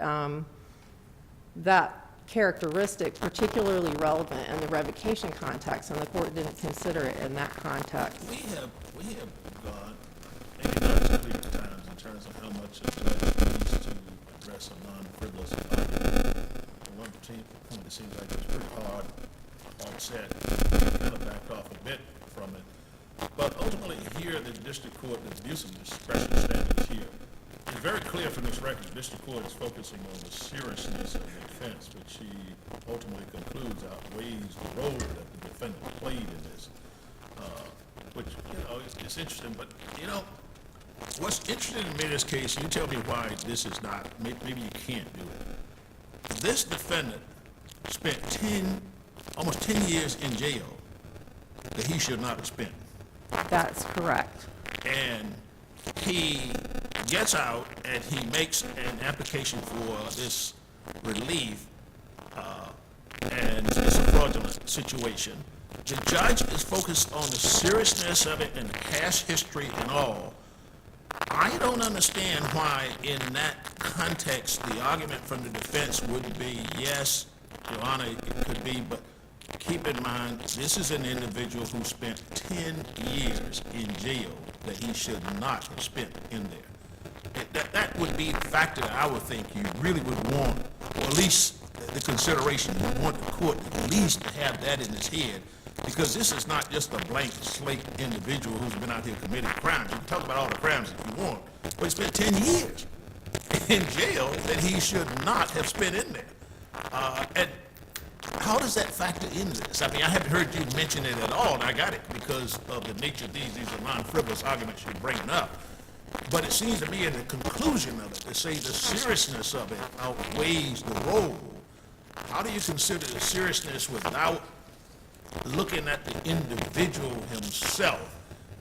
This is a man who spent 10 years in prison. He should not have spent. That doesn't seem to factor in on an important level from my perspective. Well, Your Honor, I find that frustrating as well, particularly because I represented Mr. Benton previously in the Simmons litigation. I think overall, when you look at the whole record here, and that's what you have to do, the court looked at only the negative things about Mr. Benton and none of the positive things about Mr. Benton. It's almost like you got to take against him like, you should know better. You spent time in jail. You got out and you did the same stuff. And you went out and needed, which is understandable.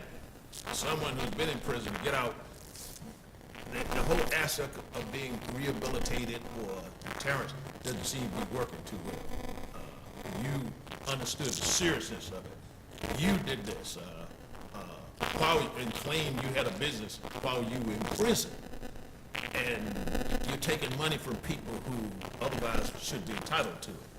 I mean, the judge was clear. The judge was not happy about that. And I'm not sure what happens even if you prevail. Judge Diaz's question, even if you prevail, the focus of this conclusion is still what it is. He could go back and say, oh yes, I consider this, I considered every factor you just said, but I conclude that this is the seriousness of this offense outweighs the role in this case of the family circumstances. And as you just, I think I wouldn't say conceded, but you said it. You said, if he had done those things, you wouldn't be here. So that's going to take about, 10 minutes? Can I respond, Your Honor? I have well run out of time at this point. I think that this court has said time and again that the court can't say that the district court's explicit consideration of these factors that it never put on the record that it considered. The court can't say that it wouldn't make a difference, even if it's just by a small amount. I mean, that's the first thing. And the second thing is that the judge who did the sentencing has retired from the bench now, so it will obviously go back to somebody different if it's sent back. And so I think in conclusion, I would say that the court should vacate the fraud and the revocation sentences and remand to the district court for the resentencing. So we now add a retirement exception to the harmless error analysis? Is that the way it works? I don't think so. I think you look at the time of when the proceeding took place. But I just think under Shields, the government cannot satisfy its burden to show that this is harmless. Okay, thank you. Ms. Hester.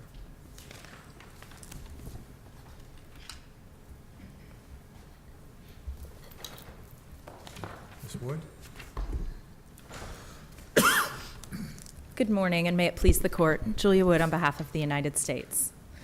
Cedric Benton's fraud and revocation sentences are procedurally reasonable. The district court explained its chosen sentence, considered the advisory policy statement range, and considered all of Benton's non-frivolous mitigating arguments for a lower sentence.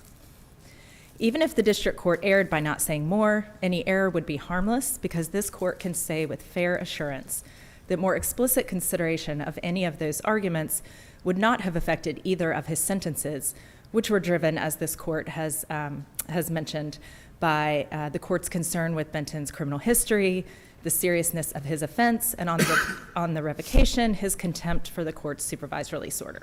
What in your mind is necessary for a court to explicitly consider a defendant's mitigation arguments? You just said this district court did, but he clearly didn't identify them explicitly. So what in the record shows that it considered that? Well, I think it depends on what exactly the defendant says. On the issue of Mr. Benton having a son, he simply stated that fact, that he had a son that he wanted to support. That's no more information than is in the PSR, and the district court expressly said that it had adopted the PSR, that it listened to the arguments of counsel, but it clearly found that that fact did not provide a basis to ensure a lower sentence. As far as the argument that he played a minor role in the offense, we don't concede that that's necessarily separate from the arguments that he made on the disparity. The district court, the context of the sentencing hearing makes clear that the district court did consider his culpability in relation to the other, his other co-conspirators, Mr. Jackson, Ms. Harris, Ms. White. There was information in the PSR about the details of the offenses. The district court had considered the disparity argument with respect to Mr. Jackson, and the defense, Mr. Benton's counsel, concedes that he adequately addressed that disparity argument. And the district court noted that although Benton's offense only happened twice, and he was only indicted for 2 counts, whereas some of the other co-conspirators were indicted on 12 counts. So can I ask you about this disparity point? The district court acknowledged that Mr. Benton was only one player in a multi-conspiracy crime. That's not quite the same as acknowledging that he was a low-level player in the same crime, because he could have been the kingpin and been one player in the crime. So those are 2 different arguments, don't you think? They're slightly different. I will say that they're not exactly the same, but this court's precedent requires that the district court address the central thesis of the defendant's argument and not all the supporting data points. And I would say that these are kind of separate data points that support the general argument that he was less culpable than other defendants in the conspiracy.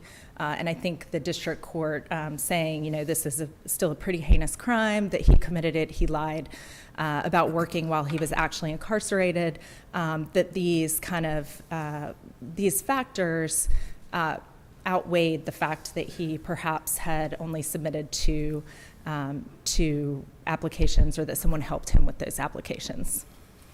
How do we gauge whether a particular argument is weak or not? That seems like a pretty subjective, qualitative determination best left to the district court. So we've got, I mean, you've rebutted the argument about his being a father, but with respect to his being a low-level offender in this context, how do we know that that wouldn't move a district court if it had, well, I'm assuming that they didn't consider it. You argue otherwise.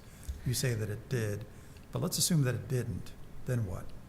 I think that this court can easily find harmless error in this case. I do recognize that, as in Shields, it is a pretty high bar to show harmless error in these cases, but I think we can show it here.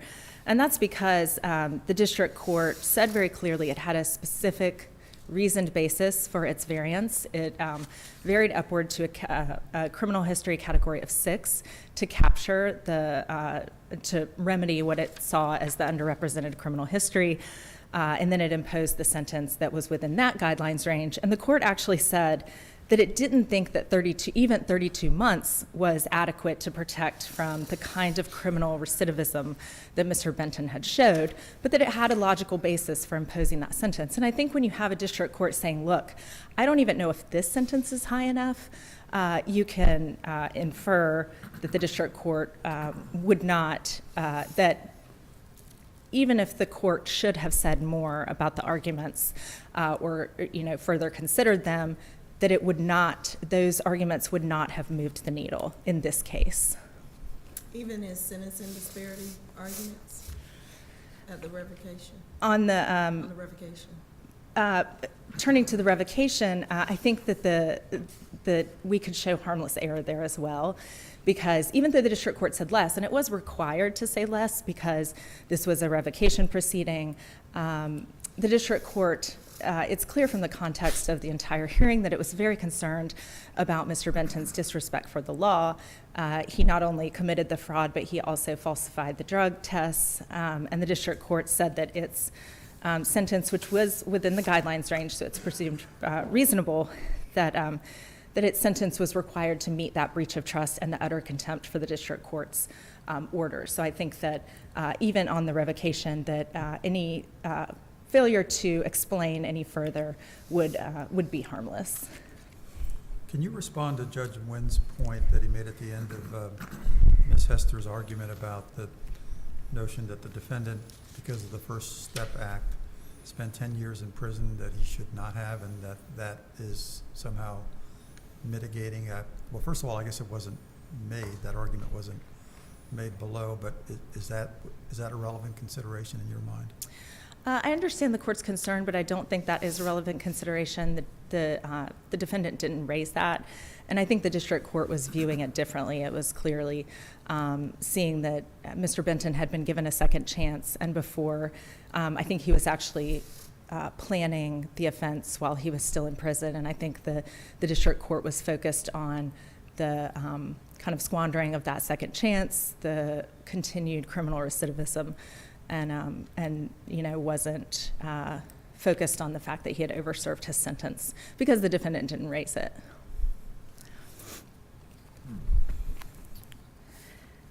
Let me just make sure that I've covered everything.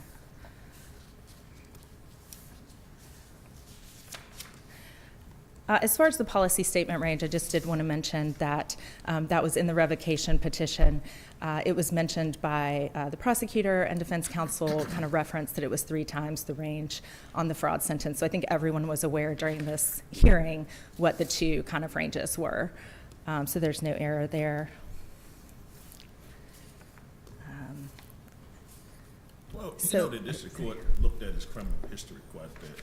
Mm-hmm. And it was 16 years he was in prison.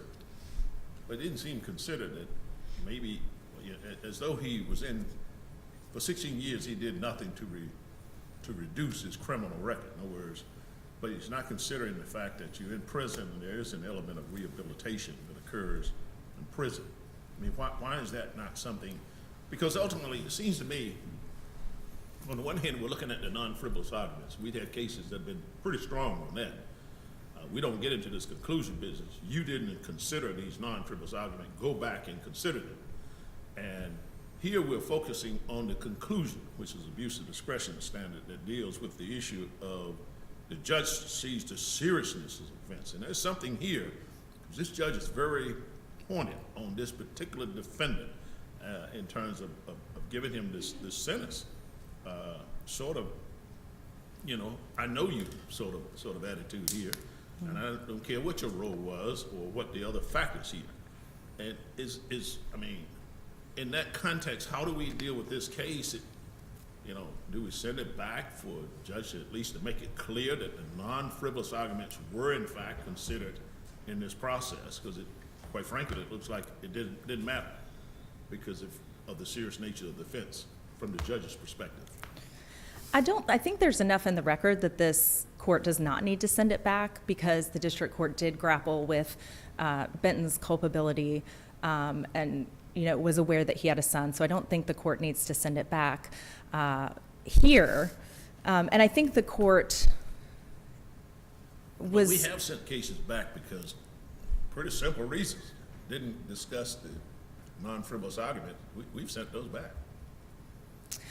I think there's a difference between being able to tell whether the court addressed... It has not been uniform. Right, and these cases are so factually specific, and that's why I keep kind of coming back to, in this case, I don't think we need to send it back because we can tell that the district court considered them. It may not have, with the fact that he had a son, it may not have explicitly addressed it on the record, but the context of the hearing, adopting the PSR, hearing the arguments of counsel shows that he considered it, and this court's precedent says that he needs to, we need to have enough... The problem is, initially you say, Judge, you should consider non-frivolous arguments, and then you get into the whole business of, well, you can kind of tell it did, the record looks like it did, and really the intent at the beginning seems to have been, it's pretty simple.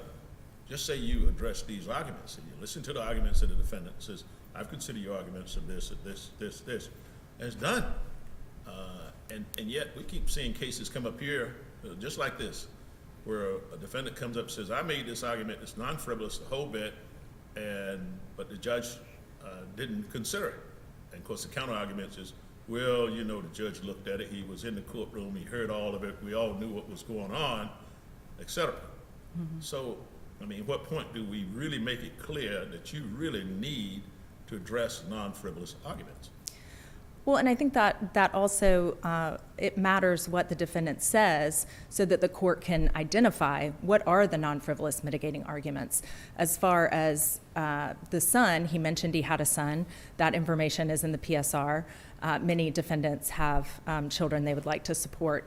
So it can sometimes be difficult for the court to tick off which arguments a defendant is making, and that's why. How can we make it simpler? Seems like this ought to be fixable real easy. I heard Ms. Hester say if the court had ticked those things off, we wouldn't be here. Why? I mean, could we just say a defense counsel needs to just list those things, and if the judge fails to consider anything less, to make an objection, of course, any judge who's going to hear that says, well, let me consider it. And that'll be the end of that.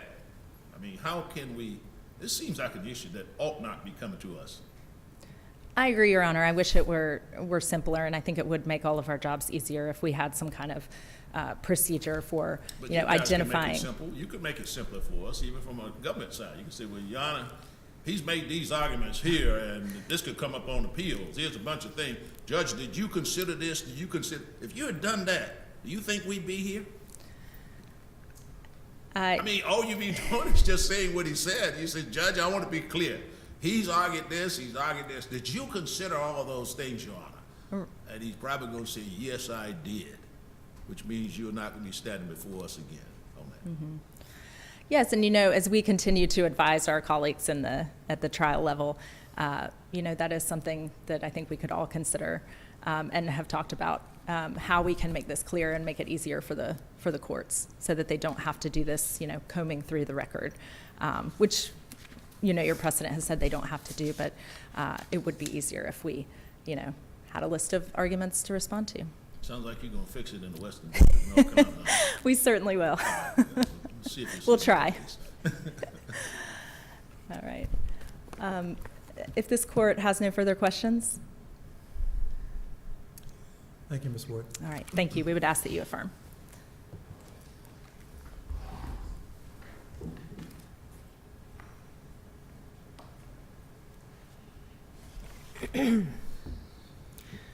The government says that it's clear from the record that the court considered all of these arguments, but we can't tell whether the court considered them if the court doesn't put anything on the record to indicate that he did.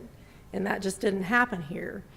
In this particular context, the court has an elevated obligation to respond to arguments if it's going to double the guideline range and impose a sentence that's 1.5 years longer than what the government even requests. I mean, this court's decisions and the Supreme Court even, I believe it's in Gall or Rita, where they talk about like how much of an explanation is required depends on the circumstances of the case. And going above the guidelines requires a greater explanation than sentencing somebody within the guidelines. And that certainly applies here. The disparity argument is not the same as role in the offense. Disparity has its own 3553A factor. It's a very particular consideration that the court is required to engage in. The role in the offense is different. That goes to the history and characteristics of the defendant. And also talking about the disparity with this one other participant doesn't consider the culpability of Mr. Benton relative to all of the other participants in the offense, and that's what the central thesis of Benton's mitigating argument was, as the government has not disputed in the briefing. As far as the harmless error issue, I think it's important to note, I mean, it's clear that the judge was motivated by his concern about protecting the public, but also the arguments that it overlooked go directly to that concern. His relative culpability in the offense goes to his recidivism risk, and as well his desire to support his son by working lawful employment. That too goes to his motivation to avoid reoffending in the future. So I think that it's important to take that into account. And my final point, Judge Wynn, You know, you asked, how can we fix this? There's really an easy solution, and that's for the judge just to ask the defendant, did I overlook any of your mitigating arguments? Well, I was trying to make it easier than that. Why come the defense counsel can't say, well, Your Honor, I got 5 non-frivolous arguments here. I want you to address each one of them. Government, even after you say it, says, Your Honor, did you address those 5? And I mean, it sounds oversimplistic, but at the same time, it gets rid of a case coming up here to then send it back to say, consider the non-frivolous arguments, when looking at the record as a whole, the conclusion of this judge, and retired or not, is that this is a serious thing, and notwithstanding the role of the defendant, and I think notwithstanding the family circumstances, this is a sentence I would impose. Well, I think what we're getting at is that everybody involved could make this a lot easier for all of us, just by being more clear. So I agree with Your Honor on that. And if the court has no further questions, I'll sit down. All right, thank you. Thank you very much, Ms. Hester. I want to thank you and Ms. Wood for your fine arguments. Still morning, I guess. We'll come down and greet you and then move on to our final case.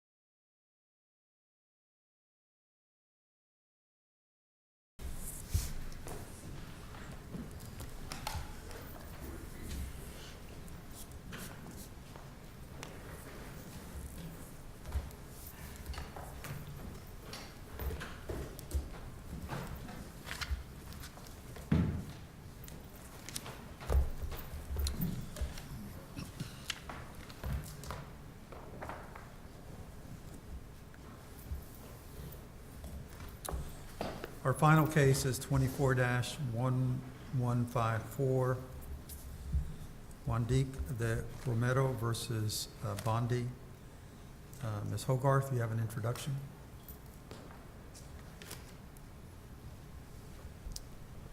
Good morning, and may it please the court. Sarah Hogarth for petitioners, and I will be turning the case over for argument to Ms. Shapiro. Thank you very much. Good morning, Your Honors, and may it please the court. My name is Sarah Shapiro, and I'll be representing the petitioners, Ms. Guandique de Romero, and her children today. In representing Ms. Guandique in her immigration proceedings, her former lawyer, Mr. Podorak, failed to investigate and submit highly material evidence of sexual extortion, failed to prepare either himself or Ms. Guandique for the merits hearing, and advanced an off-the-cuff particular social group that was plainly not cognizable, despite multiple strong alternatives. Mr. Podorak's conduct constitutes ineffective assistance of counsel because his representation fell far below prevailing professional standards and plainly prejudiced Ms. Guandique. The BIA erred in denying Ms. Guandique's motion to reopen, and this court should grant the petition for review, vacate the board's decision, and remand for further proceedings. I welcome the court's questions. Is that the end of your argument, or you mean? Your Honor, I can start by discussing the various ways in which Mr. Podorak rendered ineffective assistance. Talk about that particular social group. That sounds like an interesting way to start this case. I mean, he did, in fact, the counsel below identify a social group that appears as though our precedent is not supportive of, and did not advance at least a couple that may have been supported. Yes, Your Honor, exactly. The PSG that Mr. Podorak advanced was El Salvadoran citizens whose spouses are gainfully employed in the United States. That PSG was plainly not supported by precedent in this court's case law and by the BIA because it included the amorphous wealth-based component of gainful employment. This court in Lozama held that wealth-based PSGs are not cognizable, as did the BIA in matter of AME. And further, that PSG is not even arguably cognizable under the 3 factors set out in matter of MEVG. It is not immutable, it lacks particularity, and Mr. Podorak presented no evidence of social distinction. Further, Mr. Podorak advanced this PSG on the spot without any foresight or preparation. And I would encourage your honors to look at the transcript of the merits hearing, which is at JA 488 to JA 489. Your honors will see that Mr. Podorak admitted to the immigration judge that he was advancing the first PSG that he could think of. He ultimately confirmed a different formulation, and then when BHS counsel pointed out the discrepancy, he walked it back to the original PSG, simply saying that either PSG, that original PSG was fine with him. So if we are to agree with you that Mr. Podorak his representation was ineffective, I think the second step you have to be able to prove is prejudice. And so tell me how you're able to do that. Yes, Your Honor. So first, the standard for prejudice should be a reasonable probability that but for Mr. Podorak's errors, Ms. Guandique would have been able to obtain asylum. So we have 2 theories on how Ms. Guandique could have had a reasonable... Can I stop you there? So why is that the test and not simply whether or not the hearing was fundamentally fair? So, Your Honor, the prejudice... And is there a difference? I mean, is there a difference? Your Honor, I think that the ineffective assistance of counsel analysis has 2 prongs. I think the court and the BIA have at times used the language of whether the hearing was fundamentally unfair, but I understand that that determination encompasses the 2 prongs of the analysis. First, whether counsel's performance was deficient, and second, whether the applicant was prejudiced by that deficient performance.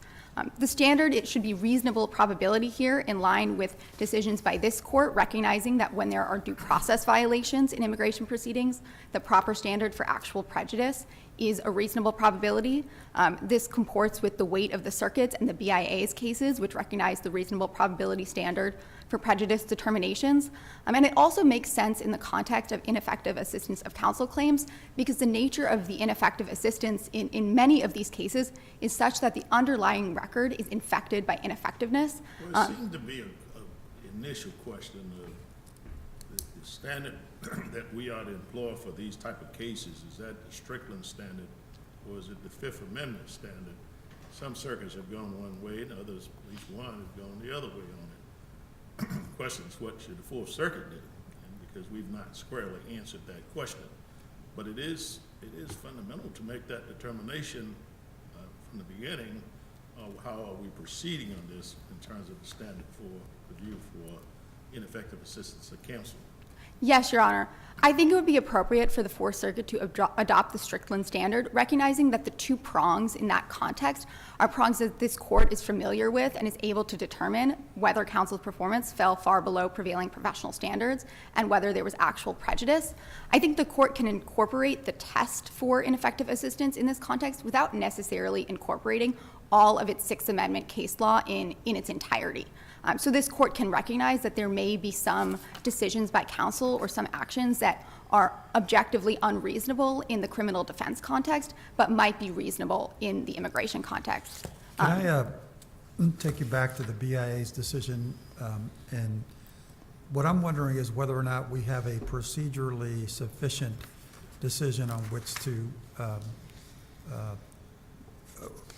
review. And by that I mean we have cases that indicate that in the administrative context, it's important for the adjudicator to show his or her work. And so in this context, I wonder whether you agree or disagree that at least with respect to the first prong of ineffective assistance of counsel, and maybe both, that the decision in here is simply deficient. It just simply recites a legal standard.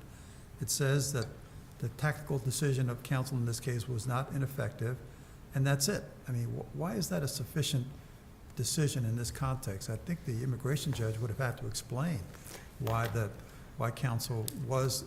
decision was tactical in the context of this record. And I think the same applies to the prejudice analysis. They're just legal conclusions. Yes, Your Honor. We certainly agree that the BIA's decision was deficient here. The BIA rendered a conclusory legal conclusion that Mr. Podorek's conduct was not deficient without explaining why that was the case, and its analysis on the prejudice prong is also lacking. It engaged in legal error by conflating the harm that Ms. Guandique would suffer with the legal requirements for nexus, and it failed to actually explain its prejudice analysis as well. The reason we think that this court can still remand to the BIA with instructions to remand directly to the immigration judge is that this court can review the ineffective assistance claim de novo based on the undisputed facts in the record before it. As this court recognized in Figueroa, this is the sort of mixed question of fact and law that the court reviews de novo. So the court can make a determination about whether the BIA legally erred in applying the law governing ineffective assistance of counsel to the undisputed facts in the record here. So in other words, you don't think there's any, that it would be at all helpful for the court simply to remand and ask the BIA to start all over again? I think the court certainly can do that if the court would prefer that the BIA explain its reasoning more thoroughly. I'm simply saying that the court has all of the undisputed facts in the record before it on which to base its determination. Specifically, the court has a number of pieces of evidence in the record that demonstrate that nothing about Mr. Podorek's performance was tactical. With respect to the PSG in particular, there are 4, I think, important pieces of evidence that demonstrate that there was no strategy in formulating it. The first is his failure to file a pretrial memorandum of law. Well, of course, that's not dispositive. That is some evidence that he did not put in any additional preparation or research in advance of the hearing. The second, of course, is the merits hearing transcript itself, where Mr. Podorek admits that he's formulating the PSG on the spot and is in fact so unsure about what PSG he's actually formulating that he confirms a different formulation. The third is I'd urge the court to look at the appeal that Mr. Podorek filed with the BIA. That's at JA 425 to JA 431. In that appeal, although the immigration judge had concluded that the PSG advance was not cognizable, Mr. Podorek makes no effort whatsoever to rehabilitate that PSG.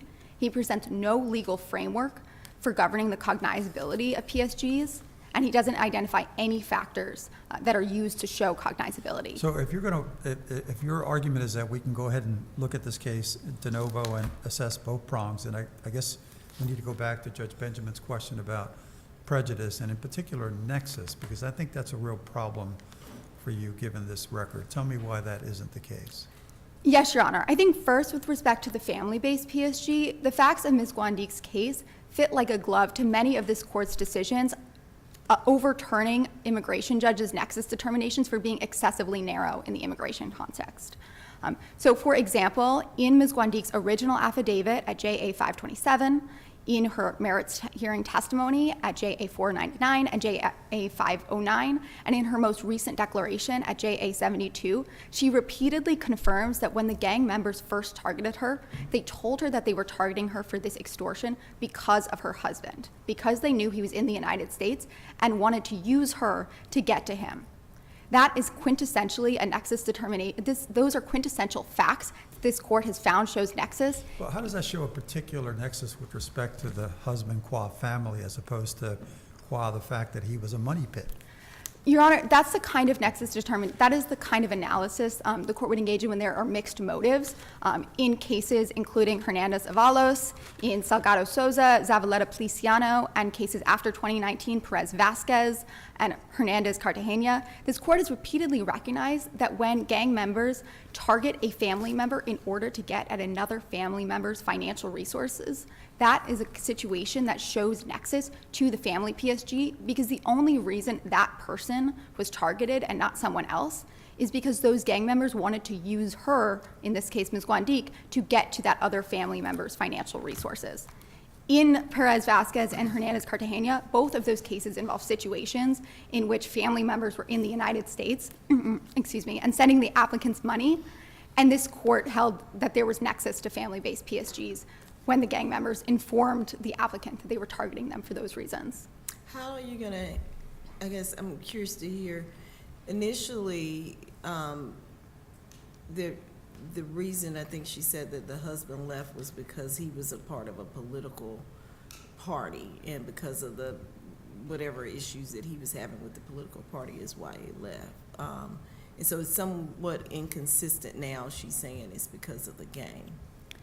Your Honor, to start, I want to point out that Mr. Podorak never met with Ms. Guandique in advance of the hearing and never explained to her the legal requirements for asylum and which facts might be legally relevant. Ms. Guandique explains in her most recent declaration that she was confused and nervous during the hearing, and I think the transcript of the hearing makes that clear. English is not her first language. She was using a Spanish interpreter, and frequently she expressed confusion with the questions she was being asked. I think further, there's no reason that this is inconsistent. It's possible that her husband left El Salvador for multiple reasons, and Ms. Guandique didn't know which of those reasons might be legally relevant to her asylum claim. But finally, on that point, I think this is the type of situation in which it makes sense to remand for a full hearing. The immigration judge, I will note, did find Ms. Guandique testified credibly in the first instance, but to the extent that there's any factual confusion, that's the sort of thing it makes sense to remand to the agency to figure out in the first instance. So is it your position that anytime a gang member in one of these, in a Central American or South American country suggests to a victim that if you don't have the money, find a family member who does, that's a sufficient nexus to warrant asylum protection? No, Your Honor. I think the distinction here is the gang members specifically knew Ms. Guandique's husband first and then chose to target. 4 years had passed between the initial threat of extortion against her husband and this most recent one. So how do we know that we're talking about the same gang members? I think to start, that's a sort of factual determination that it would be helpful for the immigration judge to have the opportunity to sort out in the first instance. Well, except you told me that we didn't need to do that. Well, I think that it does need to go back to the immigration judge for a full hearing. I simply think the BIA doesn't necessarily need to render another decision on the motion to reopen. And I think that that's the sort of factual determination that had Mr. Podorak fully developed the facts of Ms. Guandique's case would be before the immigration judge in the first instance, and the immigration judge would be able to make the determination about whether there's nexus. I think on the other point, in this court's cases in Zavaleta Policiano, in Alvarez Lagos, this court has held that timing, while it may be relevant, is not necessarily dispositive, particularly when there is evidence that might suggest, that might provide a reasonable explanation for the delay. So, for example, in this case, it's possible that gang members took some time to discover that Ms. Guandique's husband had left El Salvador. They took some time to identify who his family members were, to find out her phone number and where she lived. There's some evidence in the record that after he fled the country, she spent some time living with her family, with her parents in a different part of El Salvador. So all of these factual indeterminacies are the sorts of things that explain why Mr. Podorak's failure to develop the factual record prejudiced Ms. Guandique in this case, because it created this sort of factual confusion that prevented her from obtaining asylum on the family-based PSG. All right, thank you, Ms. Shapiro. Your time is up for right now. Yes, Your Honor, thank you.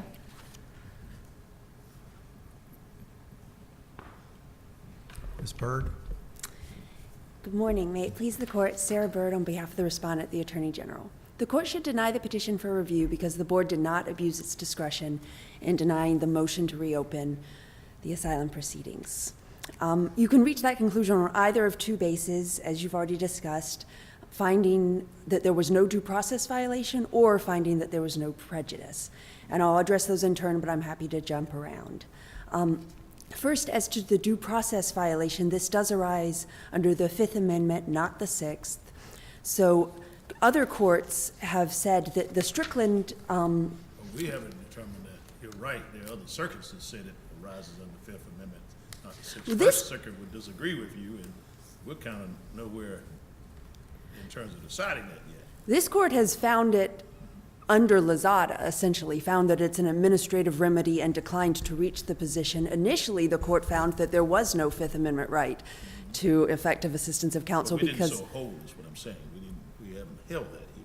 Right. The court initially held there wasn't one, but then it got overturned, vacated, and now it's essentially an open question, except that the court has applied Lozada, which applies the Fifth Amendment. So the court has, in a footnote, I believe, in one of your cases, said that you didn't need to reach the question because there's this administrative remedy under the Board that does apply the Fifth Amendment. And Other courts have held that the Strickland test is an initial step. What test do you think the BIA applied here? The BIA applied the Lozada test and the Fifth Amendment, which is to look whether the proceedings are fundamentally fair, and that's the test for whether there was ineffective assistance of counsel. It's not just an objective reasonableness test like Strickland. It's the test for whether there's a due process violation, because a non-citizen in immigration proceedings has a right to due process, is whether the proceedings were fundamentally fair. And then the second step, the prejudice step, looks to whether there's a reasonable probability. And so the fundamentally fair, I believe, It Judge. doesn't look to me clearly they applied the Fifth Amendment. It says when they denied that motion, describe that first prong, quoted in Sixth Amendment cases on reasonable confidence and not perfect advocacy, judged with the benefit of hindsight. It's not so clear to me they look just at the Fifth Amendment. I believe that the Sixth Amendment cases can help inform whether or not there is a violation of the right to a fundamentally fair hearing. Well, it described the prejudice prong as a reasonable probability of a different outcome. Absolutely, and I agree with that. I think the prejudice prong for both tests is the same, that it's a reasonable probability. And it's the first prong, the due process prong, that's slightly different. But regardless how you look at it, if you look at it, the ineffective assistance of counsel, they concluded that it was a tactical decision for Yes, sir. them to do that. What is the tactical decision to advance an argument that is clearly not supported by precedent? Well, Your Honor, I think that I have a couple responses to that. First, the group he proposed had not been previously rejected by controlling case law. Before you get to that, I'm sorry to interrupt, but Yes. you have a couple of responses to that, but the BIA had no response. It just stated a legal conclusion. Don't you think that's a problem? I think that the BIA could have done a better job in reaching its conclusion, but you can discern its path here, partly because of the case law that it cites, and partly because proposing a particular social group is almost always a tactical decision. It's the theory of the case. It's trying to take the facts presented by a non-citizen when she first becomes before her attorney and tells him why she's afraid to go home. She doesn't know the refugee definition. If it's not on account of race, religion, nationality, or political opinion, then the only theory of the case remaining is particular social group. And so the attorney has to think, well, I have to show a nexus, so it has to be the reason she was targeted, but I also have to make it a group. And that's always a tactical theory of the case. Well, it appears that he came up with that right there at the hearing. Actually, he didn't present the PSG. I believe the judge asked him, well, what's your PSG? And then he says, I think it's this. And then he comes back and restates it, and it's different from what he said the first time. So I don't even know if I don't know how you can argue that that's a tactical, that this is something that he came up with. And there is cases over 10 years old that says that you can't use wealth-based. So those are separate. I don't know how I'll that start could be with tactical. the record. I don't think it's necessarily fair to assume that just because he used the word, that's the group I think of, means that he thought of it right there on the spot. He might have thought of that months ago, and he can't think of any other group that fits the facts of his case. Those are not the problematic words. The problematic words he used was in describing a group gainfully employed. He can't, that kicked him out. Forget about whether or not he did it a year ahead of right there in that spot. It's what he actually proposed is something that precedent did not allow. Your Honor, wealth-based groups are clearly not allowed. Someone having been gainfully employed could be a try around it. He had to propose something that was the reason she was targeted, and the gang members. Lozama is on point. Our case, Lozama, is on point on that, right? Your we case. rejected that, where we said, you can't use wealth-based. You can't use wealth, but gainfully employed is slightly different than wealth because it is a more objective means, but I'm not going to. So you're saying in a different case, you would stand before us and say that group is okay. I am saying that every group has to be addressed on the facts and circumstances. But you believe this was a cognizable group? No, I do not. Precedent. I would defend the I didn't agency think you would say decision. that. However, Your Honor, that decision is not before you. What I am saying is that even if a group is not cognizable, if that's the reason a non-citizen is afraid, she has the right to apply for asylum. So, for example, deportees. A lot of cases go forward on the group of, I'm afraid because I'm a deportee and I will be harmed. That's not a cognizable group, but that person has the right to apply if they're afraid. And it's not necessarily ineffective assistance of counsel to represent someone on a claim that... Problem here is what was advanced. Is the gainfully employed, it seems to be even more immutable than wealth. I mean, when you're talking about it in a general sense. If it were future gainful employment, sure. Past gainful employment? There are actually groups that could have been proposed, very simple ones here, that we've recognized. Your Honor, that's right. And I think whether or not those groups are better is not the question. The question is whether or not she had a fundamentally fair hearing at which to present her reason for her fear. And to the extent that she wishes now to go back and present a different group, it's still the same experiences maybe that she you're right on had. that, but we're talking about ineffective assistant counsel. A lawyer who stands up and advances a group that for which the precedent says that is not a group. And there are, as you say, better, which the law says they are. We're talking about ineffective assistant counsel. I mean, so. Not under the Fifth Amendment, exactly, Your Honor. And also, the law had not. Proceed under the Fifth Amendment, and even in the light that you give it. There was no controlling case law that had rejected the precise group. I think his group reflects an attempt, perhaps a poor attempt, but an attempt to avoid directly referencing wealth and instead to reference the reason she was being targeted, which was that her husband had gainful employment in the U.S. That's not just saying, I'm targeted because I'm wealthy. And yet, the nexus, at the end of the day, she was targeted because of access to money. And so if we jump to the prejudice component, Your Honor, the immigration judge even considered the fact that the family ties and says that the gang members viewed her husband as a source of wealth and a means to an end, not something that the gang was attempting to overcome. They were motivated solely by the financial incentive, that the group membership, whether cognizable or not, was incidental, tangential, superficial, and subordinate to the financial motive.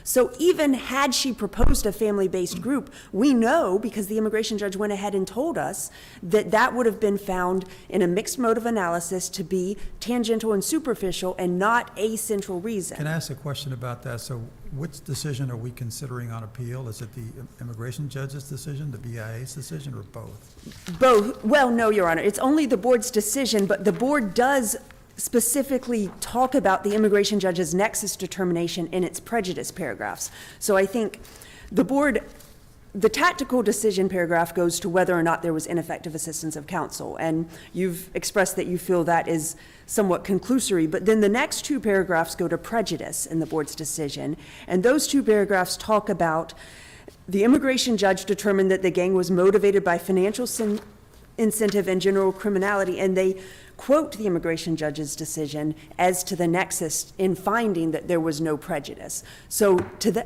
we're not directly reviewing the nexus determination as you would if it were a direct appeal of the underlying immigration judge and board decisions on the merits, but instead we are looking at the nexus determination under the board's citation to it in its prejudice analysis.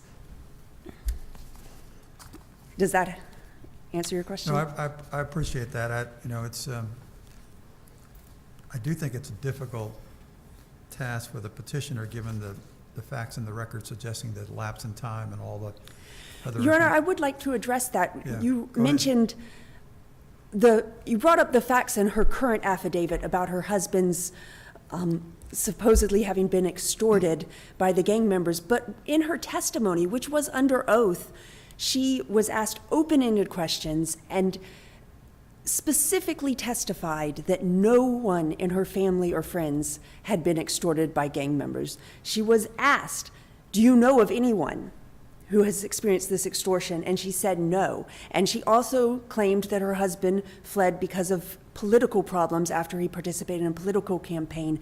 And this is her story. This is her account. So no, she can't blame that on ineffective assistance of counsel. That's her, under oath, providing affirmative testimony that this did not happen to her husband. And now she's saying that it did. So, and that's directly contradicts her prior claim, and if he had presented those directly contradictory facts, that would have been an adverse credibility determination potentially. It's not just a new fact that enhances the claim, it's also a direct contradiction to what she said under oath.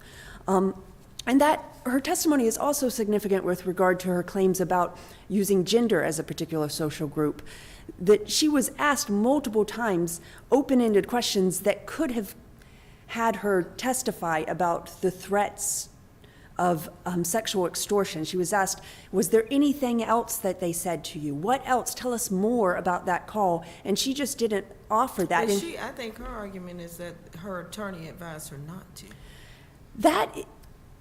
It's hard to say if that's her argument or not. That seems to be counsel's argument. That is not what her affidavit says. Her affidavit doesn't support that argument, and it's a very serious claim. That's a violation of Virginia criminal law and ethics violation for counsel to advise the client to perjure herself. And her affidavit merely says that she told him about it and he didn't include it in her written asylum application that she filed in 2017, well before her 2019 hearing. So the actual factual evidence does not support that claim. And it wasn't raised in the opening brief, I thought intentionally, because it wasn't supported by the evidence.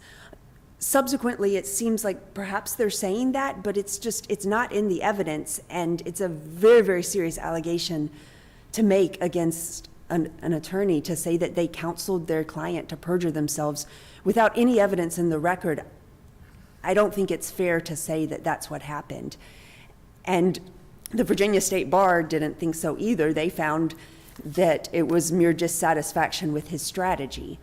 So I think we need to be very careful to put that aside and look at just what's in her affidavit, which is, I told him about the sexual extortion. He didn't include it in my asylum application, but then at her hearing, he asked these open-ended questions that he can't ask leading questions. So he's asking her, what else did they say? How else did they threaten you?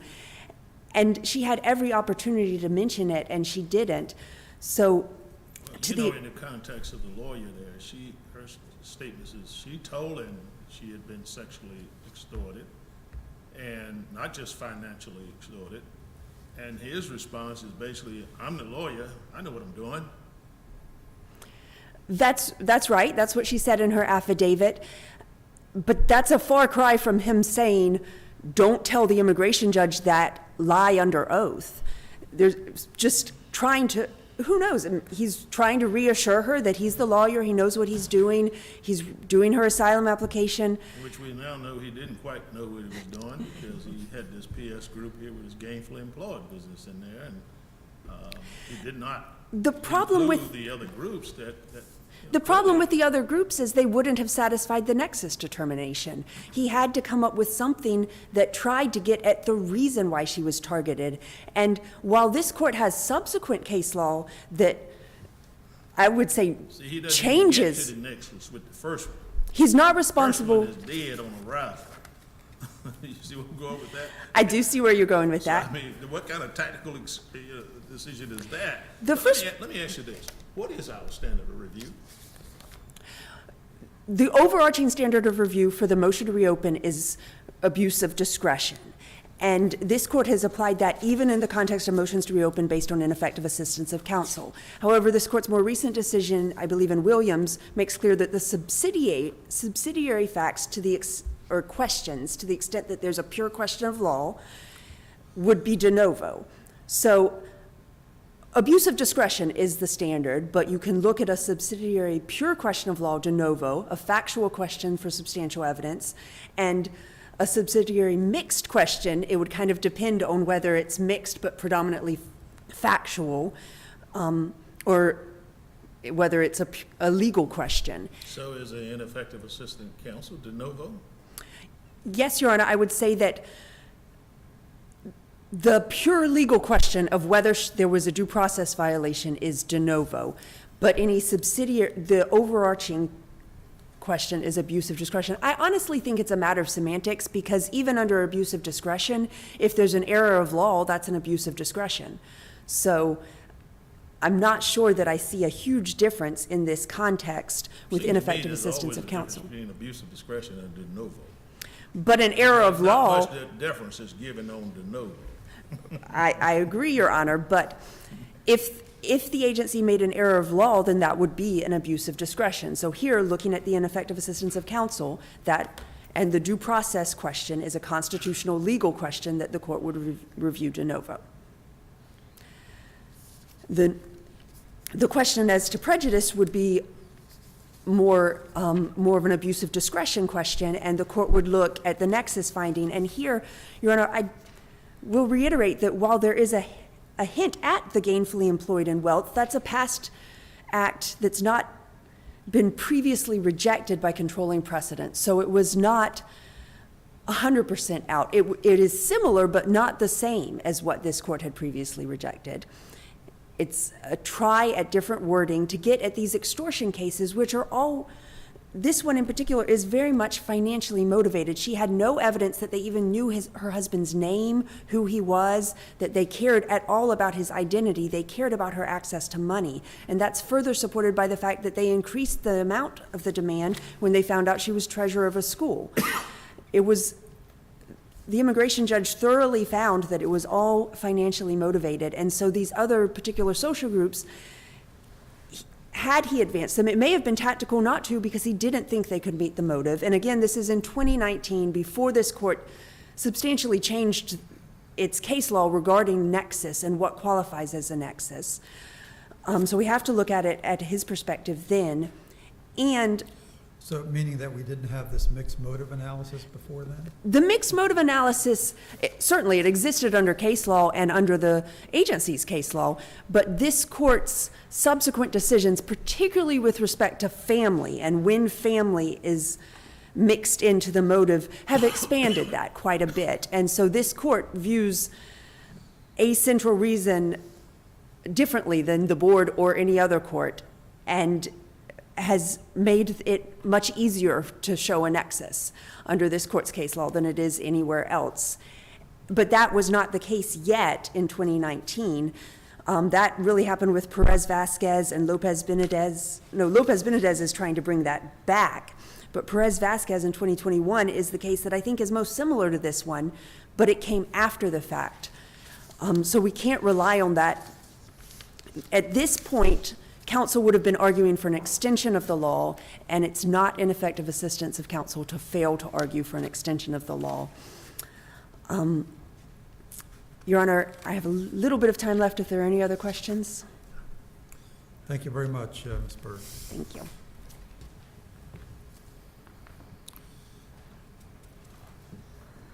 Ms. Shapiro? Thank you, and may it please the court. So I want to start off by going back to whether this is decided under the Sixth Amendment or the Fifth Amendment standard. While we think the Sixth Amendment standard is appropriate, we think that either way, Ms. Guandique has made the requisite showing. Her hearing was rendered fundamentally unfair because Mr. Podorek failed to develop the facts of her case, effectively implicitly instructed her not to include legally relevant evidence, and left her in a legally indefensible position.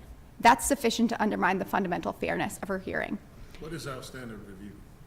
I think the standard of review here is, at the end of the day, it's abuse of discretion, but because the only subsidiary issue here is the question that this court reviews de novo of whether the facts of this case rise to the level of ineffective assistance of counsel, the standard is effectively a de novo review because it's a per se abuse of discretion to misapply the law. So you would say de novo review on ineffective assistance of counsel, not only the question of law, but the underlying facts too. So I think that the BIA did not indicate that it was making any factual findings. The court has the entire record before it and can make a determination about whether the undisputed facts in the record, when the ineffective assistance of counsel standard is applied, rise to the level of ineffective assistance. I think if there was any indication that the BIA denied Ms. Guandique's motion for additional discretionary reasons, for example, maybe deciding that for some reason she was not entitled to a favorable exercise of discretion on her asylum claim, that might be a case where the abuse of discretion standard has more effect, but that's simply not the case here. And then I think I want to quickly turn to the discussion the court was having with Ms. Byrd about the nexus determination. Although Ms. Byrd points out that Perez-Vazquez was decided in 2021, I do want to note that Perez-Vazquez was decided several months before Mr. Podorak's appeal to the BIA. So had he offered a legally cognizable family-based PSG, he would have been able to rely on that case on appeal. But further, I'd urge the court to look at Salgado Souza and Zavaleta Policiano. In both of those cases, gangs targeted members of the applicant's family for financial reasons, and when those family members refused to pay, the gang turned and targeted the applicant themselves. There was significant evidence in at least 7 precedents spanning nearly a decade leading up to the 2019 merits hearing that supported the cognizability of the family-based PSG, that cautioned immigration judges against making excessively narrow nexus determinations, and that recognized the mixed motive analysis in nexus. And were we in a legally defensible position to bring this on direct review, we would have appealed this. We would have appealed the immigration judge's underlying nexus determination, but we were unable to do so because Mr. Podorak put Ms. Guandique in a legally indefensible position. And then finally, I just want to go back to all of the government's arguments with respect to any strategy underlying Mr. Podorak's formulation of the PSG. I think the record is clear that there was no strategy whatsoever. I think the court can see that in his failure to meet with Ms. Guandique and prepare at all in the transcript of the merits hearing itself and in his appeal to the BIA, alongside the fact that he is one of the rare cases in which the attorney who receives a Lozada complaint does not actually respond and explain their reasoning. I think the record is clear that there was no strategy, and the court cannot uphold the BIA's erroneous decision on grounds that the BIA itself did not give. Ms. Shapiro, Ms. Byrd, in her argument, if I'm remembering this correctly, said that your client not only didn't mention this issue of familial financial motive, but disavowed it in her testimony. What's your response to that? So to start, I want to note that twice in the merits hearing and in her original affidavit, she did say that gang members expressly told her that they were targeting her because of her husband. That's consistent with her most recent declaration. Further, the point in the record that I believe Ms. Byrd is referring to is at JA 510 to JA 511. This is during DHS counsel's cross-examination of Ms. Guandique, and she demonstrates substantial confusion. She repeatedly says, "I don't know." She repeatedly asks the government attorney to repeat questions. Her answers demonstrate that she didn't understand what the question was actually asking, and that is where the statement that Ms. Byrd is referring to comes from. Elsewhere in her testimony, she actually says that her sister had been previously extorted by gang members, and the immigration judge hearing this testimony found her credible. That credibility determination is at JA 448, and the BIA adopted the immigration judge's findings in full in its initial order and recognized this credibility finding at JA 7 in its decision on the motion to reopen.